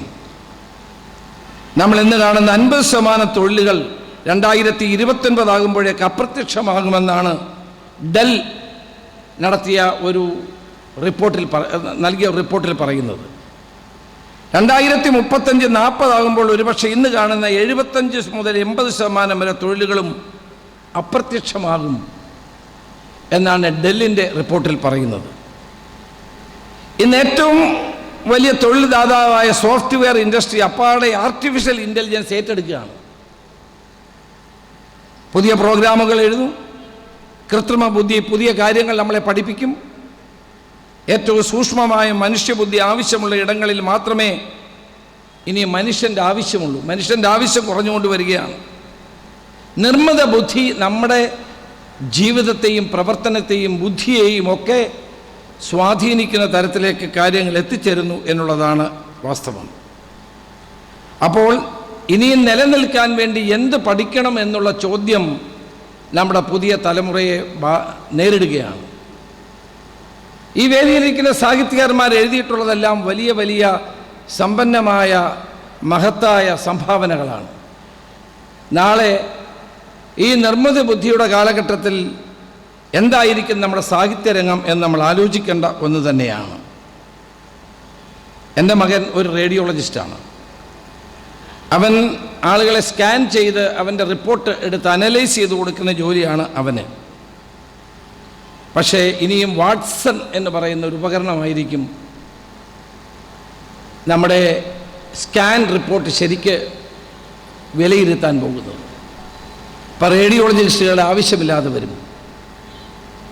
വാട്സൺ നമ്മുടെ സ്കാൻ ചെയ്ത് കിട്ടുന്ന റിപ്പോർട്ട് വാട്സൺ എവിടെ ഇരുന്നു കൊണ്ടും അവർക്ക് വിശദീകരിക്കാൻ കഴിഞ്ഞാൽ പിന്നെ റേഡിയോളജിസ്റ്റിൻ്റെ ആവശ്യമില്ലാത്ത ഒരവസ്ഥാവിശേഷത്തിലേക്ക് നമ്മൾ പോവുകയാണ്. രോഗനിർണയത്തിൻ്റെ കാര്യത്തിലാണെങ്കിലും ശസ്ത്രക്രിയയുടെ കാര്യത്തിലുമെല്ലാം ഇതേ രീതി അവലംബിക്കാൻ പോകുന്നു. അപ്പോൾ ആർട്ടിഫിഷ്യൽ ഇൻ്റലിജൻസ് ഇന്ന് നിലവിലുള്ള നാരോ AI ആണ്. പ്രത്യേക ഇനം ടാസ്കുകൾ മാത്രം ചെയ്യാൻ ശേഷിയുള്ള ഇത് ചാറ്റ് ജിപ്സി, ഗൂഗിൾ ജെമിനി തുടങ്ങിയൊക്കെ ഓരോ AI-യുടെ ഉദാഹരണങ്ങളായി നമുക്ക് കാണാൻ സാധിക്കും. അപ്പോൾ ജോലിയുടെ ആയാസം കുറയ്ക്കുന്ന ഒരു പുതിയ ടെക്നോളജിക്കൽ യുഗത്തിലേക്ക് നമ്മൾ എത്തുകയാണ്. പക്ഷേ അതെത്രമാത്രം സത്യസന്ധമാകും എന്നുള്ളത് ഒരു സംശയമാണ്. ഇന്ന് നമ്മൾ പത്രങ്ങൾ വായിക്കുന്നുണ്ട്. നാളെ ഇപ്പം തന്നെ പത്രം വായിക്കുന്നവരുടെ എണ്ണം കുറയുകയാണ്. പ്രിൻ്റ് മീഡിയ കുറയുന്നു. ഇന്ന് നമ്മൾ ജീവിക്കുന്നത് എല്ലാവരും പ്രിൻ്റ് മീഡിയ ഉപേക്ഷിച്ച് ആളുകൾ ഓൺലൈൻ മീഡിയയെ ആശ്രയിക്കുകയാണ്. ഓൺലൈൻ മീഡിയ കുറച്ചുകൂടി കഴിഞ്ഞാൽ അതും മാറുകയാണ്. ഇപ്പോൾ യൂറോപ്പിലൊക്കെ പോകുമ്പോൾ ആരും പത്രം വായിക്കാറില്ല. പത്രം വെറുതെ വിട്ടേക്കും. ആരും കൈകൊണ്ട് പോലും തൊടത്തില്ല. ഞാൻ ഈയിടെ മലയാളത്തിലെ പ്രമുഖ പത്രത്തിലെ ഉടമകളോട് സംസാരിച്ചു. പത്രങ്ങളുടെ എണ്ണം വളരെ കുറഞ്ഞുകൊണ്ടിരിക്കുകയാണ്. നമ്മളൊക്കെ വായിക്കാറുള്ളൂ ഈ പത്രം. നമ്മളെയൊക്കെ സ്റ്റേറ്റ്മെൻ്റ് ഉണ്ടോ എന്ന് നോക്കുകയും പടം ഉണ്ടോ എന്ന് നോക്കുകയും നമ്മൾ പറയുന്നതൊക്കെ വരുന്നുണ്ടോ എന്നൊക്കെ നോക്കുകയും പ്രവീൺ കുമാറിൻ്റെ സ്റ്റേറ്റ്മെൻ്റ് ഉണ്ടോ എന്ന് പ്രവീൺ കുമാർ നോക്കുകയും ഒക്കെ ചെയ്യുന്ന ഒരവസ്ഥയാണ് ഇന്ന് പത്രങ്ങളുടെ സ്ഥിതി. ആരും ഇത് വായിക്കാറില്ല. ഓൺലൈനിലാണല്ലേ. ചെറുപ്പക്കാർക്കൊന്നും ഇതിന് സമയമേ ഇല്ല. അവരാരും വായിക്കാറില്ല. അപ്പോൾ ഈ കാലഘട്ടത്തിലൂടെ നമ്മൾ കടന്നു പോകുമ്പോൾ നമ്മുടെ എഴുത്തും വായനയ്ക്കുമൊക്കെ ഒരു പ്രത്യേകത ഉണ്ടാകും എന്ന കാര്യത്തിൽ സംശയമില്ല. അതുണ്ടാകണം എന്നുള്ളത് തന്നെയാണ് ഏറ്റവും പ്രധാനപ്പെട്ട കാര്യം. ഇന്ന് മനുഷ്യശേഷിയെ സംബന്ധിച്ചിടത്തോളവും വലിയ തരത്തിലുള്ള ചർച്ചകൾ നടക്കുകയാണ്. ഇന്ന് ലോകത്ത് നടക്കുന്ന ഏറ്റവും വലിയ റിസർച്ച് നമുക്ക് എങ്ങനെ 150 വർഷക്കാലം ജീവിച്ചിരിക്കാൻ കഴിയുമെന്നാണ്. ഒരു 200 വർഷം എങ്ങനെ നമുക്ക് ജീവിച്ചിരിക്കാൻ കഴിയും? അതിനെപ്പറ്റിയാണ് ഇന്ന് ലോകത്ത് ചർച്ചയും ഗവേഷണങ്ങളും നടക്കുന്നത്. മനുഷ്യൻ്റെ ശരാശരി ഏജ് 60-70 ആണെങ്കിൽ ലോകത്ത് നടക്കുന്ന, പ്രത്യേകിച്ച് അമേരിക്കയിലും മറ്റ് രാജ്യങ്ങളും അതിവികസിത രാജ്യങ്ങളിൽ നടക്കുന്ന ചർച്ച ഒരു മനുഷ്യൻ എങ്ങനെ 150 വർഷം വരെ ജീവിക്കാം, 200 വർഷം വരെ ജീവിക്കാം, അത്തരം പരീക്ഷണങ്ങൾ നടക്കുകയാണ്. ഏതായാലും നമ്മുടെ ഒന്നും കാലത്ത് അതുണ്ടാകും എന്ന് നമുക്ക് ഭയപ്പെടേണ്ട കാര്യമില്ല. അതുണ്ടാവില്ല എന്ന് വിശ്വസിക്കാം. ഇന്ന് കണക്കുകളനുസരിച്ചാണെങ്കിൽ ലോകത്ത് ആളുകളുടെ എണ്ണം കുറയുകയാണ്. ചൈന, ഇന്ത്യ ഒഴിച്ച് ബാക്കിയുള്ള രാജ്യങ്ങളിലൊക്കെ പോപ്പുലേഷൻ കുറഞ്ഞുകൊണ്ടിരിക്കുകയാണ്. നമ്മൾ യൂറോപ്പിലൊക്കെ പോയാൽ ഏറ്റവും കൂടുതൽ പ്രായമുള്ള ആളുകളെയാണ് നമുക്ക് കാണാൻ കഴിയുന്നത്. പുതിയ ആളുകളുടെ എണ്ണം കുറയുന്നു. അപ്പോൾ മനുഷ്യൻ്റെ ശക്തിയും കഴിവും യന്ത്രം ഏറ്റെടുക്കുന്ന ഒരു പുതിയ യുഗത്തിൽ നാം ജീവിക്കുമ്പോൾ നമ്മുടെ പ്രവർത്തനങ്ങളിൽ മാറ്റം വരും, നമ്മുടെ ചിന്തകളിൽ മാറ്റം വരും, നമ്മുടെ കാഴ്ചപ്പാടുകളിൽ മാറ്റം വരും. ആ നിലയിലേക്ക് ലോകം പരിണമിക്കുമ്പോൾ അതിനനുസരിച്ച് നമുക്കും മാറാൻ കഴിയണം എന്നാണ് ഞാൻ ഈ പറഞ്ഞതിൻ്റെ അർത്ഥം. പഴയ കാര്യങ്ങൾ പുതിയ തലമുറയ്ക്ക് അറിയില്ല. ഞാനൊരിക്കൽ നോർത്ത് ഈസ്റ്റിൽ ഒരു പരിപാടിക്ക് പോയി. എനിക്ക് ചാർജായിരുന്നു ഇപ്പം നോർത്ത് ഈസ്റ്റ്. ഞാൻ ചെറുപ്പക്കാരുടെ ഒരു യോഗത്തിൽ ഒരു കോളേജിൽ പ്രസംഗിക്കാൻ പോയി. അപ്പോൾ ഗാന്ധിജിയുടെ പടം ഉണ്ടായിരുന്നു. ഒരാൾ എന്നോട് ചോദിച്ചു, who is this old man? ഒരു കുട്ടി എന്നോട് ചോദിക്കുകയാണ്, ആരാണ് ഈ വയസ്സനായ മനുഷ്യൻ, ആരാണ്? ഒരുപക്ഷെ നാളെ കേരളത്തിലെയും ചെറുപ്പക്കാർ ചോദിക്കാൻ പോകുന്നൊരു ചോദ്യമാകാം ഇത്. UK കുമാരൻ്റെ അടുത്ത കാലത്തിറങ്ങിയൊരു പുസ്തകം തച്ചൻ കുഞ്ഞ് സ്വരൂപം, അത് ഞാൻ വായിച്ചപ്പോഴാണ് മലബാറിലെ സ്വാതന്ത്ര്യ സമരത്തിലെ ഏറ്റവും പ്രധാനപ്പെട്ട നിരവധി മുഹൂർത്തങ്ങൾ എനിക്ക് മനസ്സിലായത്. ആ കാലഘട്ടത്തിലെ മലബാറിലെ ഏറ്റവും ശക്തരായ പ്രാസംഗികർ ഒരു ബാലകൃഷ്ണൻ നമ്പ്യാരെ പറ്റി തച്ചൻകുന്ന് സ്വരൂപത്തിൽ പറയുന്നുണ്ട്. അദ്ദേഹമാണ് മലബാറിൽ ഉടനീളം നടന്ന് പ്രസംഗിച്ചൊരു കണ്ണൂരുകാരൻ. 40-45 വർഷമായി രാഷ്ട്രീയത്തിൽ നിൽക്കുന്ന ഞാൻ ആദ്യമായിട്ടാണ് ആ പേര് കേൾക്കുന്നത്. കേളപ്പനെ സ്നേഹിച്ച ഒരു പെൺകുട്ടി ഉണ്ടായിരുന്നു എന്ന് ഞാൻ കേട്ടത് തച്ചൻകുന്ന് സ്വരൂപം വായിച്ചപ്പോഴാണ്. ഭാരതത്തിൻ്റെ പൈതൃകം, ഭാരതത്തിൻ്റെ സമര പോരാട്ടങ്ങൾ, നമ്മുടെ ജനത സ്വാതന്ത്ര്യത്തിന് വേണ്ടി നടത്തിയ പോരാട്ടങ്ങൾ, ഇതെല്ലാം അജ്ഞാതമാകുന്ന ഒരു കാലഘട്ടത്തിലേക്ക് നമ്മൾ എത്തുന്നു. പുതിയ തലമുറയ്ക്ക് ഇത് അറിയേണ്ട കാര്യമില്ല എന്നുള്ള നിലയിലേക്ക് പോകുന്നതും അപകടകരം തന്നെയാണ്. അതാണ് നിർമ്മിത ബുദ്ധിയുടെ ഒരു കാലഘട്ടത്തിൽ ഒരുപക്ഷെ പഴയ കാര്യങ്ങൾ അവർ വിസ്മരിക്കപ്പെടുകയും പുതിയ കാര്യങ്ങൾ മാത്രം പഠിക്കുകയും ചെയ്യുന്നു. ഈ ടൈം വാരികയിൽ ഈ അടുത്ത സമയത്ത് ഞാനൊരു ലേഖനമായി ഇത് വായിച്ചത്, ചൊവ്വയിൽ പോകാൻ ഒരു പേടകം തയ്യാറാകുന്നു. ഏതാണ്ട് 150ഓളം ആളുകൾ ആ പേടകത്തിലേക്ക് കയറാൻ അപ്ലൈ ചെയ്ത് കാത്തിരിക്കുകയാണ്. അത് ഡേറ്റുകൾ തീരുമാനിച്ചിട്ടില്ല. നാസയുടെ നേതൃത്വത്തിൽ നടക്കുന്ന ആ പരീക്ഷണം വിജയിച്ചാൽ വർഷങ്ങളോളം അവിടെ പോയി താമസിക്കാൻ കഴിയുന്ന ഒരവസ്ഥ ഉണ്ടാകുന്നു എന്നാണ്. നാസയുടെ സഹായത്തോടുകൂടി ചൊവ്വയിൽ ജീവിക്കാൻ കഴിഞ്ഞാൽ, ചന്ദ്രനാണ് ഏറ്റവും ഭൂമിക്ക് അടുത്ത് നിൽക്കുന്നത്, പിന്നെ ചൊവ്വയാണ്. സൂര്യനിലേക്ക് നമുക്ക് പോകാൻ കഴിയില്ല. ചന്ദ്രനിൽ പോയി താമസിക്കാൻ കഴിയാത്തതിൻ്റെ കാരണം 15 ദിവസം ഇരുളാണെങ്കിൽ 15 ദിവസം കഴിഞ്ഞാണ് പ്രഭാതം ഉണ്ടാകുന്നത്. അതാണ് അവിടെ ഓക്സിജൻ ഏറ്റവും കൂടുതലുള്ള ചൊവ്വയിലാണെന്ന് പറയുന്നത്. ഈ അടുത്ത കാലത്ത് ISROയുടെ ചെയർമാനും ഒരു സംഘത്തുമായിട്ട് ഞാനൊരു ആശയവിനിമയം നടത്തി. ബോംബെയിൽ ഒരു ചർച്ചയിലാണ് പങ്കെടുത്തത്. അവരെന്നോട് പറഞ്ഞു, ലോകത്ത് ഇന്ന് ഈ ഭൂമണ്ഡലത്തിൽ ഭൂമിക്കപ്പുറത്ത് അന്യഗ്രഹങ്ങളിൽ ജീവികളുണ്ടോ എന്ന് അവർക്ക് തന്നെ അറിയില്ല. ഒരുപക്ഷെ കാണാം, നമ്മളെക്കാൾ പരിഷ്കൃതമായി ജീവിക്കുന്ന ജീവികൾ ഒരുപക്ഷെ മറ്റ് ഗ്രഹങ്ങളിൽ ഉണ്ടാകാം. നമ്മളെക്കാൾ നന്നായി എഴുതുന്ന ആളുകൾ, CV ബാലകൃഷ്ണനേക്കാളൊക്കെ നന്നായി എഴുതുന്ന ആളുകൾ മറ്റ് ഗ്രഹങ്ങളിൽ ഒരുപക്ഷെ എഴുതുന്നുണ്ടാകാം. അവർക്ക് പോലും അറിയില്ല ഉണ്ടോ ഇല്ലയോ എന്ന്. അപ്പം നമ്മുടെ ഭൂമണ്ഡലത്തെ പറ്റിയും അതിനപ്പുറത്തുള്ള ഗ്രഹങ്ങളെ സംബന്ധിച്ചുമുള്ള ആധുനികമായ റിസർച്ചുകളും മറ്റും നടന്നുകൊണ്ടിരിക്കുന്ന ഒരു കാലഘട്ടത്തിലാണ് നമ്മളിവിടെ ജീവിക്കുന്നത്. അപ്പോൾ നിർമ്മിതി ബുദ്ധിയുടെ ഒരു കാലഘട്ടത്തിൽ നമ്മുടെ പ്രവർത്തനങ്ങളിൽ മാറ്റം വരുന്നു, ചിന്തകളിൽ മാറ്റം വരുന്നു, പ്രവർത്തനങ്ങളിൽ മാറ്റം വരുന്നു. പുനത്തിൽ കുഞ്ഞബ്ദുള്ള എഴുതിയത് ഒരു 10-15 വർഷം കഴിയുമ്പോൾ ആളുകൾ ഒരുപക്ഷെ വിസ്മരിച്ചേക്കാം, നമ്മുടെ എഴുത്തുകൾ വിസ്മരിച്ചേക്കാം. പുതിയ കാലഘട്ടത്തിൽ പുതിയ രൂപത്തിൽ ആളുകൾ എഴുതാൻ തുടങ്ങിയേക്കാം. ആ നിലയിൽ നമ്മുടെ എഴുത്തിൻ്റെ സ്വഭാവത്തിലും സംസ്കാരത്തിൻ്റെ നമ്മുടെ സാംസ്കാരിക പൈതൃകത്തെയും വിസ്മരിച്ചുകൊണ്ടുള്ള കാഴ്ചപ്പാടുകൾ ഒരുപക്ഷെ ജനങ്ങൾ സ്വീകരിച്ചേക്കാം. അപ്പം മാറുന്ന ലോകത്ത് ടെക്നോളജിയിൽ ഉണ്ടാകുന്ന ഈ വൻപിച്ച മാറ്റവും പ്രവർത്തനവും എല്ലാം നമ്മളെയും ബാധിച്ചേക്കാം, നമ്മുടെ വരും തലമുറകളെ ബാധിച്ചേക്കാം. പക്ഷേ ഏറ്റവും പ്രധാനപ്പെട്ടത് നമ്മൾ മനുഷ്യരായി ജീവിക്കുക എന്നുള്ളതാണ്. ഇന്ന് കാണുന്ന ഈ സമൂഹത്തിൽ നമുക്ക് മനുഷ്യരാകാൻ കഴിയുമോ? ഇന്ന് ശ്രീ ജയമോഹൻ്റെ പുസ്തകം സിംഹാസനങ്ങൾ എന്ന പുസ്തകം ഒരു ദലിത് IAS-കാരൻ്റെ ജീവിത കഥയാണ്. നിങ്ങൾ ആ പുസ്തകം വായിക്കണം. ഞാൻ ദലിത് വിഷയങ്ങൾ ഇഷ്ടപ്പെടുന്ന ഒരാളായതുകൊണ്ടും കഴിഞ്ഞ 15 വർഷമായി എല്ലാ ന്യൂ ഇയർ ഡേയിലും ഒരു പട്ടികജാതി കോളനിയിൽ ഗാന്ധിഗ്രാം എന്ന് പറയുന്ന പ്രവർത്തനം നടത്തുന്ന ഒരാളാണ്. ആരെയും ബോധ്യപ്പെടുത്താനല്ല, വലിയ പബ്ലിസിറ്റിക്ക് വേണ്ടിയുമല്ല. എനിക്കിഷ്ടപ്പെട്ട ഒരു വിഷയമായതുകൊണ്ട് ഞാൻ KPCC പ്രസിഡൻ്റായിരുന്ന കാലത്ത് തിരഞ്ഞെടുത്തതാണ്. കഴിഞ്ഞ തവണ കോഴിക്കോടായിരുന്നു. ഈ പ്രവീണും സുബ്രഹ്മണ്യവും എല്ലാം ചേർന്ന 1 വർഷം കൊണ്ട് ആ കോളനിയുടെ മുഖച്ഛായ മാറ്റി. അതുപോലെ എല്ലായിടത്തും ചെയ്യുന്നു. ഇന്നും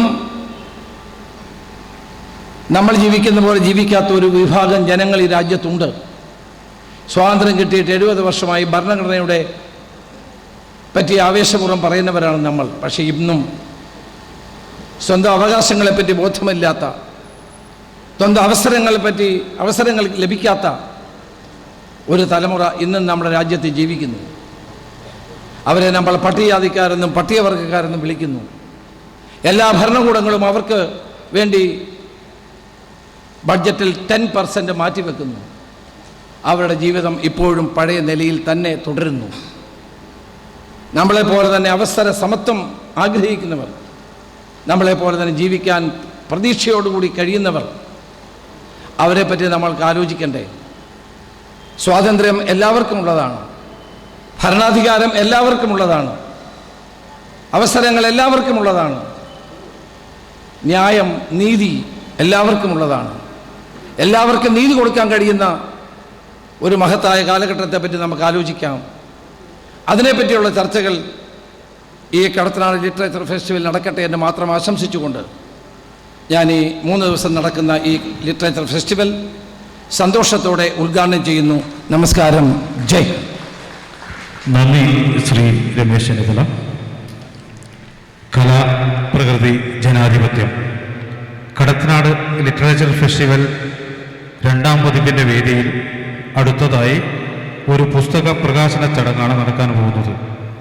കടത്തനാട് ലിറ്ററേച്ചർ ഫെസ്റ്റിവൽ ഡയറക്ടറും പ്രശസ്ത കവിയും പ്രഭാഷകനും ആയ ശ്രീ കൽപ്പറ്റ നാരായണൻ രചിച്ച അടരടരായി ആശാൻ എന്ന പുസ്തകമാണ് ഈ വേദിയിൽ പ്രകാശിതമാവുന്നത്. പ്രശസ്ത നോവലിസ്റ്റ് ബി ജയമോഹൻ പ്രശസ്ത കഥാകൃത്ത് CV ബാലകൃഷ്ണന് നൽകിക്കൊണ്ടാണ് പുസ്തക പ്രകാശനം നടന്നത്. ചടങ്ങിലേക്ക് കൽപ്പറ്റ നാരായണൻ, ബി ജയമോഹൻ, CV ബാലകൃഷ്ണൻ എന്നിവരെ സാദരം ക്ഷണിക്കുന്നു.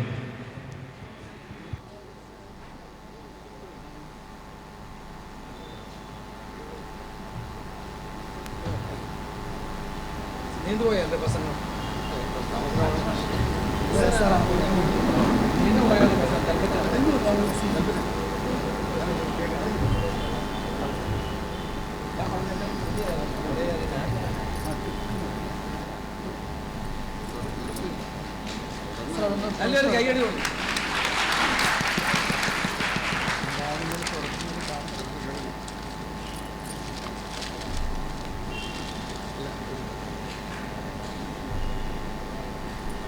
അടരായി ആശ അടരായി.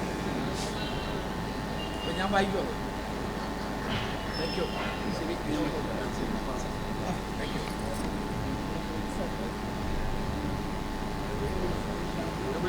ചെറിയ കാര്യം പറയാനുണ്ട്.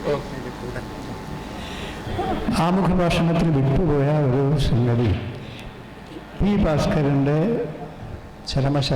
ജന്മശതാബ്ദിയാണ് ഈ വർഷം.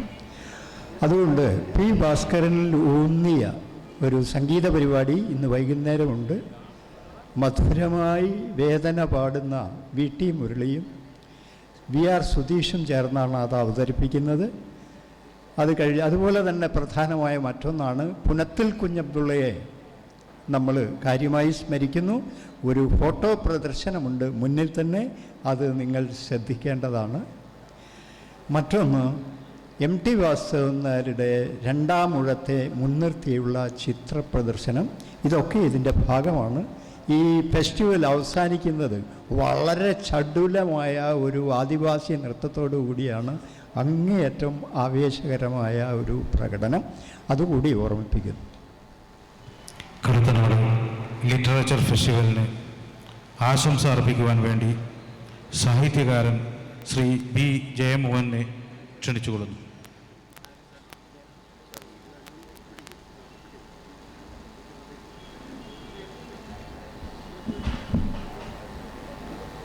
എല്ലാവർക്കും നമസ്കാരം.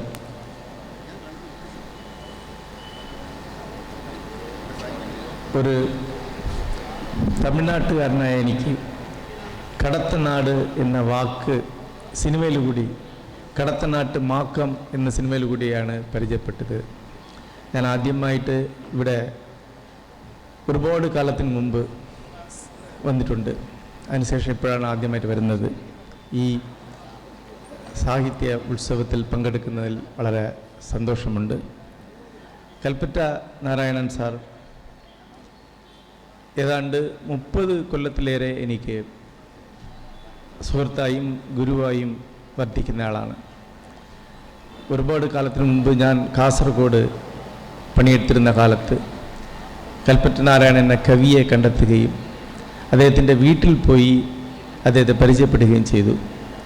അതിനുശേഷം ഇത്രയും കാലം തുടർച്ചയായി കൽപ്പറ്റ നാരായണൻ എനിക്കും തമ്മിലൊരു തുടർച്ചയായ ബന്ധമുണ്ട്.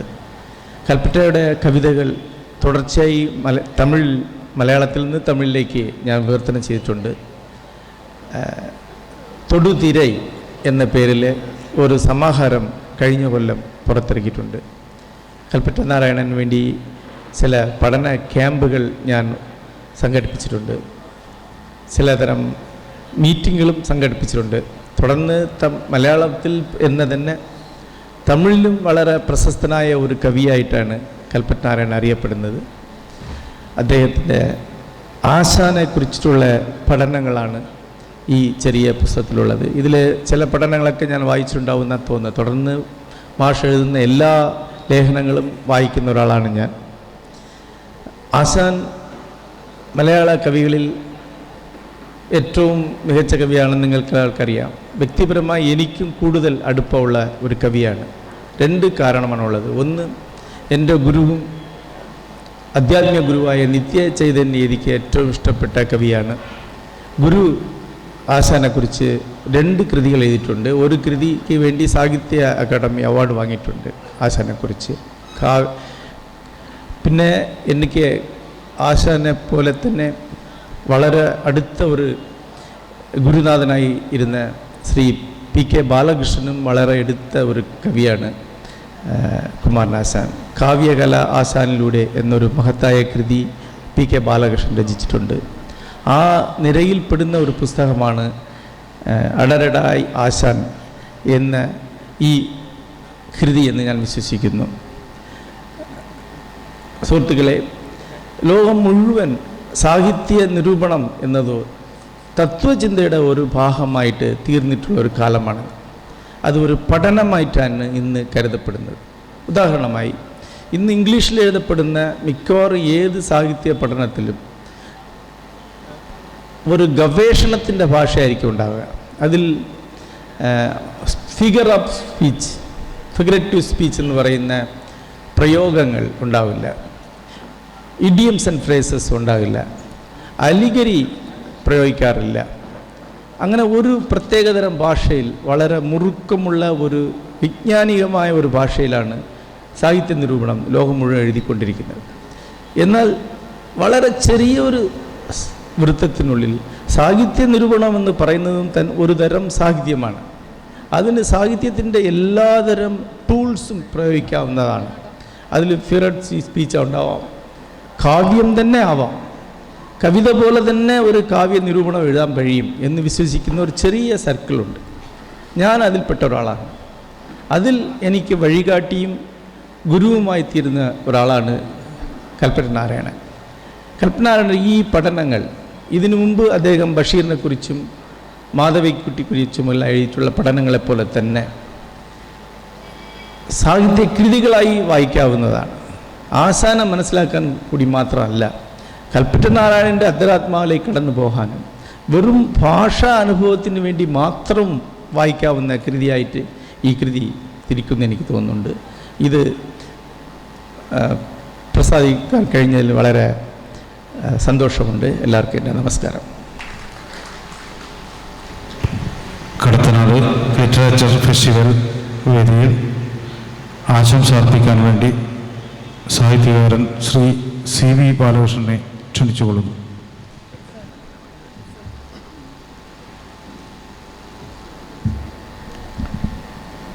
പ്രിയമുള്ളവരെ, നമസ്കാരം. കടത്തനാട് സാഹിത്യോത്സവത്തിൻ്റെ 1ാം പതിപ്പിൽ ഞാൻ പങ്കെടുത്തിരുന്നു. അതിൻ്റെ ഓർമ്മ മനസ്സിലുണ്ട്. വളരെ സുഖദമായിട്ടുള്ള ഓർമ്മയാണത്. ഇപ്പോഴും അതിൻ്റെ 2ാം പതിപ്പിലും പങ്കെടുക്കാൻ കഴിഞ്ഞതിൽ അത്യധികം സന്തോഷമുണ്ട്. കടത്തനാടൻ മണ്ണിൻ്റെ സംസ്കാരം, പൈതൃകം ഒക്കെ സ്വാംശീകരിച്ചുള്ള ഒരു സാഹിത്യോത്സവമാണ് ഇവിടെ നടക്കുന്നത്. നമ്മുടെ നാട്ടിലെ സാഹിത്യോത്സവം തുടങ്ങിയത് ജയ്പൂരിലാണ് 2006 ജയ്പൂർ ലിറ്ററേച്ചർ ഫെസ്റ്റിവൽ. അപ്പം അന്ന് അത് ഒരു വിദേശത്തു നിന്നുള്ള, സ്കോട്ട്ലൻഡിൽ നിന്നുള്ള എഴുത്തുകാരനും കലാനിരൂപകനും പ്രക്ഷേപകനും ഒക്കെ ആയിട്ടുള്ള ഡേവിഡ് ഡാൽറിംബിൾ എന്നൊരാളും നമ്മുടെ എഴുത്തുകാരിയായ നമിത ഗോഖലെയും കൂടിയാണത് സംഘടിപ്പിച്ചത്. അപ്പം അന്ന് 2006 രാജസ്ഥാനിലെ ഡിഗ്ഗി പാലസിൽ ഇതിൻ്റെ ആദ്യ സെഷൻ നടക്കുമ്പോൾ വളരെ കുറച്ച് ആൾക്കാർ മാത്രമേ ഉണ്ടായിരുന്നു. അപ്പോൾ അവിടെ പാനൽ ചർച്ചയ്ക്ക് വന്ന ഒരു വേദിയിലിരിക്കുന്നു, ഒഴിഞ്ഞ കസേരകളാണ് മുമ്പിൽ മുഴുവനും, ആരും അറിയില്ല. ആദ്യത്തെ സാഹിത്യോത്സവമാണ്. അപ്പോൾ അതിൽ വില്യം ഡാൽറിംബിൾ പിന്നീട് എഴുതിയിട്ടുള്ള ഒരു വളരെ കൗതുകകരമായിട്ടുള്ള ഒരു ഓർമ്മയുണ്ട്. അപ്പോൾ അവരെങ്ങനെ ആരുമില്ലാതെ വിഷണ്ണരായിട്ട് ഇരിക്കുന്ന സമയത്ത് ജപ്പാനിൽ നിന്നുള്ള ഒരു സംഘം അങ്ങോട്ട് വരികയാണ്. അപ്പോൾ ഇതിൻ്റെ സംഘാടകർക്ക് വലിയ സന്തോഷമായി. ഇന്ത്യയിൽ നിന്നല്ല, വിദേശത്ത് നിന്ന് വരെ ആൾക്കാർ വരാൻ തുടങ്ങി എന്നുള്ളൊരു സന്തോഷം. അപ്പോൾ അവർ അടുത്ത് വന്നിട്ട് അതിലൊരാൾ ഈ സംഘാടകരോട് ചോദിച്ചു, ഈ അമർകോട്ടയിലേക്കുള്ള വഴി ഏതാണെന്ന്. അപ്പോൾ അവർ രാജസ്ഥാനിലെ കോട്ടകൾ കാണാൻ വേണ്ടി ഇറങ്ങിയിട്ടുള്ള വിനോദസഞ്ചാരികളായിരുന്നു. ഇതേപോലെ മറ്റൊരു ഓർമ്മ കൂടിയുണ്ട്. ഇതേപോലെ ചർച്ചയ്ക്ക് വേണ്ടി ഇരുന്നപ്പോൾ അവരുടെ ഇതേപോലെ കുടിക്കാൻ വേണ്ടി മിനറൽ വാട്ടർ വെച്ചിട്ടുണ്ടായിരുന്നു. അപ്പോൾ വഴി പോകുന്ന ഒരാൾ അവിടെ വന്നിട്ട് ഇതിന് എത്രയാണ് വില എന്ന് അതിലിരിക്കുന്ന ഈ പാനൽ ചർച്ചയ്ക്ക് ഇരിക്കുന്ന ഒരാളോട് ചോദിച്ചത്. അത് വിൽക്കാൻ വേണ്ടിയിട്ടാണ് അവർ ഇരിക്കുന്നതെന്നാണ് അയാൾ ധരിച്ചത്. അപ്പോൾ അങ്ങനെ ഒരു വളരെ ശുഷ്കമായിട്ടുള്ള ഒരു കാലം നമ്മുടെ സാഹിത്യോത്സവത്തിനുണ്ടായിരുന്നു. പക്ഷെ അത് ഓരോ വർഷം കഴിയുന്തോറും അതിൻ്റെ വലിപ്പം, അതിൻ്റെ വ്യാപ്തി വർദ്ധിക്കുകയും അതിലുള്ള പങ്കാളിത്തം വളരെയേറെ കൂടുകയും ഇപ്പോഴ് ഓരോ വർഷവും ഇന്ത്യയിൽ നടക്കുന്ന ഏറ്റവും വലിയ ഒരു സാംസ്കാരിക സംഭവമായിട്ട് ഈ JLF പരിണമിക്കുകയും ചെയ്തു. അപ്പം അതിൻ്റെ ചുവട് പിടിച്ച് നമ്മുടെ നാട്ടിൽ പലയിടത്തുമായിട്ട് ചെറുതും വലുതുമായിട്ടുള്ള ഒരുപാട് സാഹിത്യോത്സവങ്ങൾ ഇപ്പം നടക്കുന്നുണ്ട്. കേരളത്തിലെ ചെറിയ സ്ഥലങ്ങളിൽ കോഴിക്കോട്, തിരുവനന്തപുരത്ത്, കണ്ണൂരിലൊക്കെ ആയിട്ട് സാഹിത്യോത്സവങ്ങൾ ഇങ്ങനെ നടന്നുകൊണ്ടേയിരിക്കുകയാണ്. അത് വാക്കുകളുടെ ഒരു മേളയാണ് സാഹിത്യോത്സവം. വാക്കുകളിൽ വിശ്വസിക്കുന്നവരുടെ ഒരു ഒത്തുചേരൽ, വാക്കുകളിലുള്ള വിശ്വാസം ഒന്നുകൂടി ഉറപ്പിക്കാൻ വേണ്ടിയിട്ടുള്ള ഒരു ഒത്തുചേരൽ. അപ്പം അത് നമ്മൾ ഈ നേരത്തെ രമേശ് ചെന്നിത്തലയുടെ സംസാരിക്കുമ്പോൾ നമ്മുടെ സമൂഹത്തിൽ സംഭവിച്ചിട്ടുള്ള ഒരുപാട് പരിണാമങ്ങളെക്കുറിച്ച് പറയുകയുണ്ടായി. അതിൽ നമ്മുടെ ഒരു പുതിയ തലമുറയുടെ ഭാവുകത്വത്തിൽ സംഭവിച്ചിട്ടുള്ള വലിയ ശോഷണം, ഒരു മൂല്യ ശോഷണത്തെക്കുറിച്ച് കൂടി അദ്ദേഹം സൂചിപ്പിച്ചു എന്നാണ് എൻ്റെ ഓർമ്മ. അപ്പം അവർ ഈ റീലുകൾ കാണുന്ന ഒരു തലമുറയായിട്ട് അവർ മാറി. റീലുകൾക്കിടയിലൂടെയുള്ള ജീവിതം എന്നാണ് പറയുന്നത്. അപ്പോൾ ഇന്നലെ മറ്റൊരു സാഹിത്യോത്സവത്തിലൂടെ പരാമർശിച്ച കേട്ടെന്നാണ് വെച്ചാൽ ഈ പുസ്തകത്തിൻ്റെ ചുരുക്കം റീലുകളായിട്ട് അവതരിപ്പിക്കുന്നു. ഒരു നോവലിൻ്റെ ചുരുക്കം റീലുകളായിട്ട് അവതരിപ്പിക്കുന്നു. അത് വായിക്കും, അത് മാത്രമേ അവർ അറിയുന്നുള്ളൂ. ആ പുസ്തകം അവർ വായിക്കുന്നില്ല. അപ്പോൾ അങ്ങനെ ഒരു ഭാവുകത്വത്തിൽ വലിയ മാറ്റമുണ്ടായി. നമ്മുടെ കേരളത്തിലെ ഒരു വലിയ സാഹിത്യോത്സവം നടക്കാനിരിക്കുന്ന ഒരു വലിയ സാഹിത്യോത്സവത്തിന് എന്നെ ക്ഷണിച്ചപ്പോൾ അതിൻ്റെ ഡയറക്ടർ പറഞ്ഞ ഒരു കാര്യം, ഇപ്പോൾ സാഹിത്യം ഒളിച്ചു കടത്തേണ്ട ഒരു സാഹചര്യമാണ് എന്നാണ്. അപ്പം അതിലൊരു സാഹിത്യമല്ല, ലിറ്ററേച്ചർ ഫെസ്റ്റിവലാണെങ്കിലും, ഫെസ്റ്റിവൽ ഓഫ് ലെറ്റേഴ്സ് ആണെങ്കിലും അതിൽ സാഹിത്യം അതിനകത്തേക്ക് ഒളിച്ചു കിടത്തേണ്ട ഒരു അവസ്ഥയാണ് എന്നാണ് അദ്ദേഹം പറഞ്ഞത്. അപ്പോൾ ആ ഒരു ഫെസ്റ്റിവലിനെ ആകെ കൂടി നോക്കുമ്പോൾ അതിൽ ഒരു 30% സാഹിത്യം, കുറച്ച് സിനിമ, കുറച്ച് ആർട്ടിഫിഷ്യൽ ഇൻ്റലിജൻസ്, ഈ പറഞ്ഞ പോലെ, അതുപോലെ കുറച്ച് സാങ്കേതികമായിട്ടുള്ള കാര്യങ്ങൾ, കുറച്ച് പാചകം, ഇങ്ങനെ പല കാര്യങ്ങൾ കൂടി അതിൻ്റെ ഇടയിൽ ഒരു ഇത്തിരി സാഹിത്യം. അപ്പോൾ അതിൻ്റെ ഒരു അളവ് വർഷം തോറും ഇങ്ങനെ കുറഞ്ഞുകൊണ്ടേയിരിക്കുകയാണ്. പക്ഷേ നമ്മളെവിടെ ഇപ്പോൾ കടത്തനാട് ലിറ്ററേച്ചർ ഫെസ്റ്റിവൽ, നമ്മൾ കണ്ണൂരിൽ അടുത്തൊരു ദിവസം നടക്കാനിരിക്കുന്നൊരു മേളയുണ്ട്. അപ്പോൾ അതിലൊക്കെ നമ്മൾ സാഹിത്യത്തിൻ്റെ പ്രാധാന്യം എന്താണ്, സാഹിത്യം നിർവഹിക്കുന്ന കാര്യം എന്താണ്, ഈ ഭാഷയെ സൗന്ദര്യാത്മകമാക്കുന്നത്, ഭാഷയെ ചടുലമാക്കുന്നത്, ഭാഷയെ ഈടുറ്റതാക്കുന്നത്, ഭാഷയെ ചലനാത്മകമാക്കുന്നത് സാഹിത്യമാണ് എന്ന് ഒന്ന് ആവർത്തിച്ച് പറയുക എന്നുള്ളതാണ്. അതോടൊപ്പം നമ്മുടെ പഴയ സാഹിത്യത്തിലെ ഈടുവയ്പ്പുകളെക്കുറിച്ച് ഓർമ്മിപ്പിക്കുക എന്നുള്ളൊരു കാര്യം കൂടെ ഉണ്ട്. ഒപ്പം എഴുത്തുകാർ ചെയ്യേണ്ടിയിരിക്കുന്ന കാര്യം എന്താണ് എന്ന് അവരെ ഓർമ്മിപ്പിക്കുക കൂടി സാഹിത്യമേളയുടെ ദൗത്യമാണ് എന്ന് ഞാൻ കരുതുന്നു. എഴുത്തുകാർ ചെയ്യേണ്ടുന്ന ഒരു പ്രധാനപ്പെട്ട കാര്യം അധികാരത്തെ ചോദ്യം ചെയ്യുക എന്നുള്ളതാണ്. അപ്പം അധികാരത്തെ ചോദ്യം ചെയ്യുക എന്നുള്ളതാണ് എഴുത്തിൻ്റെ രാഷ്ട്രീയം. അപ്പം ആ നമ്മുടെ അധികാര തൃഷ്ണകൾ പെരുകിക്കൊണ്ടിരിക്കുന്ന ഒരു കാലത്ത്, അധികാരത്തിൻ്റെ ദുരധികാര പ്രമത്തതയുടേതായിട്ടുള്ള അതിൻ്റേതായിട്ടുള്ള ആസക്തികൾ പെരുകിക്കൊണ്ടിരിക്കുന്ന കാലത്ത് അവ സൃഷ്ടിക്കുന്ന ഒരു ഇരുള് വർദ്ധിച്ചു കൊണ്ടിരിക്കുന്ന കാലത്ത് എഴുത്തുകാർ സത്യത്തിൻ്റെ ഒപ്പം നിൽക്കണം. സത്യത്തിന് സാക്ഷിയാവാൻ വേണ്ടി പറഞ്ഞവരാണ് എഴുത്തുകാർ എന്നുള്ളൊരു ബോധം എഴുത്തുകാർ ഉളവാക്കാൻ കൂടി സാഹിത്യ മേളകൾ സഹായിക്കണം എന്നാണ് ഞാൻ ആഗ്രഹിക്കുന്നത്. ഈ മേള ആ ഒരു ദൗത്യം നിറവേറ്റുമെന്ന് ഞാൻ പ്രതീക്ഷിക്കുന്നു. നന്ദി.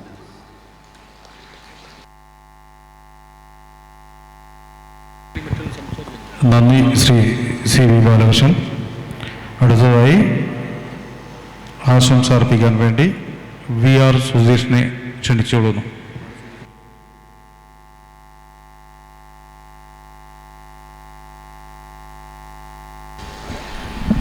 പ്രിയപ്പെട്ടവരെ, കടത്തനാടൻ സാഹിത്യോത്സവത്തിൻ്റെ 2ാം പതിപ്പ് ഇന്ന് ആരംഭിക്കുകയാണ്. ഒരു ദേശത്തിൻ്റെ വീണ്ടെടുപ്പാണ് ഇത്തരം സാഹിത്യോത്സവങ്ങളെ കൊണ്ട് നമ്മൾ ഉദ്ദേശിക്കുന്നത്. ദേശം എപ്പോഴും കാലത്തിലിങ്ങനെ മറിഞ്ഞേ പോകും. അതിനെ വീണ്ടെടുക്കുക എന്നുള്ളത് കലയുടെ ഏറ്റവും വലിയൊരു ദൗത്യമാണ്. ആ ഒരു ദൗത്യമാണ് ഈ കടത്തനാടൻ സാഹിത്യോത്സവം നിർവഹിക്കുന്നതെന്ന് ഞാൻ വിശ്വസിക്കുന്നു. കൽപ്പറ്റ നാരായണൻ മാഷയുടെ പുതിയ പുസ്തകം അടരടരായി ആശാൻ എന്നുള്ള പുസ്തകം ഇന്നിവിടെ പ്രകാശിതമായി. മലയാളത്തിൽ എഴുതപ്പെട്ട ആശാൻ പഠനങ്ങളിൽ എന്തുകൊണ്ടും വ്യത്യസ്തവും അസാധാരണവുമാണ് ആ പുസ്തകമെന്ന് നമുക്കെല്ലാവർക്കും അറിയാം. ഈ മഹോത്സവത്തിനും ആ പുസ്തകത്തിനും എൻ്റെ എല്ലാവിധ ആശംസകളും.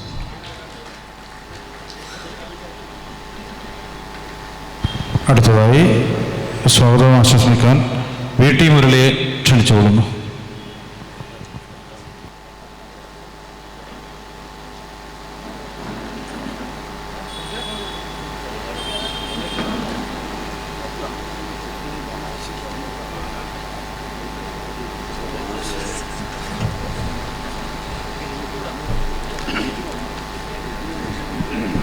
പ്രിയപ്പെട്ടവരെ, ഇവിടെ തുടർന്നും ധാരാളം പരിപാടികൾ നടക്കാനുണ്ട്. നമ്മൾ വൈകിയാണ് ആരംഭിച്ചത്. ഈ ഫെസ്റ്റിവൽ കഴിഞ്ഞ വർഷം ആരംഭിച്ചത് തന്നെ എൻ്റെ ഒരു പ്രാർത്ഥനയോടുകൂടിയാണ്. അതുകൊണ്ടാണിത് കുറച്ചുകൂടി 2ാമത്തെ തുടങ്ങിയെന്നാണ് ഞാൻ വിശ്വസിക്കുന്നത്. അപ്പോൾ കൽപ്പറ്റ മാഷ് എന്നോട് പറഞ്ഞു, മുരളിയുടെ ഒരു പ്രാർത്ഥനയിൽ തുടങ്ങണമെന്ന് പറഞ്ഞു. അപ്പോൾ ഞാൻ എൻ്റെ പ്രാർത്ഥനയിലാണ് ഇത് ആരംഭിച്ചത്. അതുകൊണ്ട് ഇനിയും കുറേ കാലം പോകുമെന്നാണ് ഞാൻ വിചാരിക്കുന്നത്. ഏതായാലും ഈ 2ാം അധ്യായത്തിന് എല്ലാ ആശംസകളും നേരുന്നു. ഇത് ഞാനിവിടെ കൂടുതൽ സംസാരിച്ചാൽ എൻ്റെയും സുധീഷിൻ്റെയും സമയം തന്നെയാണ് പോവുക എന്നുള്ളത് കൊണ്ട് ഞാൻ കൂടുതൽ സംസാരിക്കുന്നില്ല. നമസ്കാരം. കടത്തനാട് ലിറ്ററേച്ചർ ഫെസ്റ്റിവലിന് ആശംസ അർപ്പിക്കാൻ വേണ്ടി എൻ വേണുവിനെ ക്ഷണിക്കുന്നു.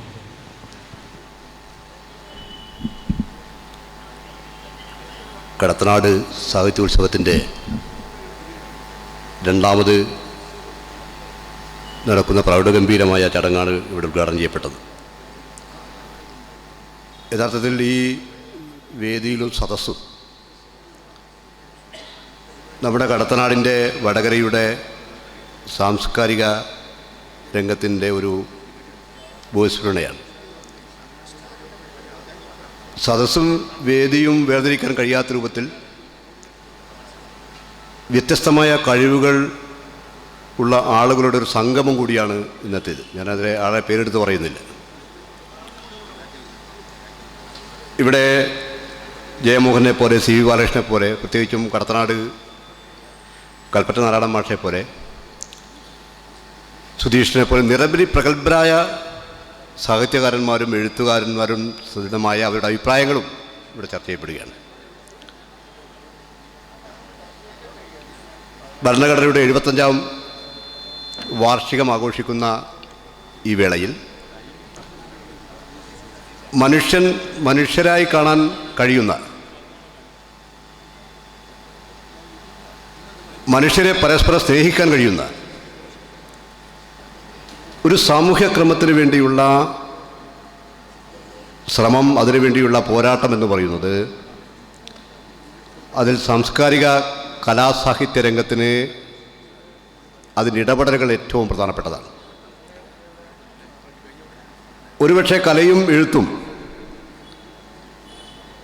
പുതിയ കാലഘട്ടത്തിൽ എങ്ങനെയാണ് അത് വിന്യസിപ്പിക്കേണ്ടത് എന്നതിനെ സംബന്ധിച്ച് ഇതൊക്കെ നഷ്ടപ്പെടുന്നു എന്നതിന് നാം കാണേണ്ടതില്ല. പുതിയ തലമുറ ഒട്ടും അടിപതറാതെ തന്നെ നാടിൻ്റെ സ്പന്ദനങ്ങൾ ഏറ്റുവാങ്ങാൻ വേണ്ടി കഴിയുന്നു എന്ന് സമീപകാലത്തെ പുതുതലമുറയുടെ എഴുത്തുകളും അവരുടെ സൃഷ്ടികളും നമ്മളെ ബോധ്യപ്പെടുത്തുകയാണ്. അതുകൊണ്ട് അത്തരം പുതിയ തലമുറയുടെ ഇടപെടലുകൾക്ക് ഇത്തരം വേദികൾ ദിശാബോധം നൽകും എന്ന കാര്യത്തിൽ തർക്കമില്ല. ഇതിൻ്റെ സംഘാടനവും ഇതിൻ്റെ നടത്തിപ്പും എല്ലാം അതീവ മികവുറ്റ രൂപത്തിൽ നടത്താൻ കഴിഞ്ഞ വർഷത്തെക്കാൾ മെച്ചപ്പെട്ട രൂപത്തിൽ വിവിധ വിഷയങ്ങൾ, ഇതിൻ്റെ ഉള്ളടക്കം, ചർച്ചകൾ, ഇതിൽ പ്രതിപാദിച്ച വിവിധങ്ങളായ വിഷയങ്ങളെല്ലാം തന്നെ അങ്ങേയറ്റം ഗൗരവതരമാണ്. അക്ഷരാർത്ഥത്തിൽ 3 ദിവസം കടത്തനാടിൻ്റെ ഒരു വലിയ സാഹിത്യോത്സവമായി ഇത് മാറും എന്ന പ്രതീക്ഷയോടെ ഇവിടെ ആശംസകൾ അർപ്പിച്ചുകൊണ്ട് ഞാൻ അവസാനിപ്പിക്കുകയാണ്. നന്ദി ശ്രീ എൻ വേണു.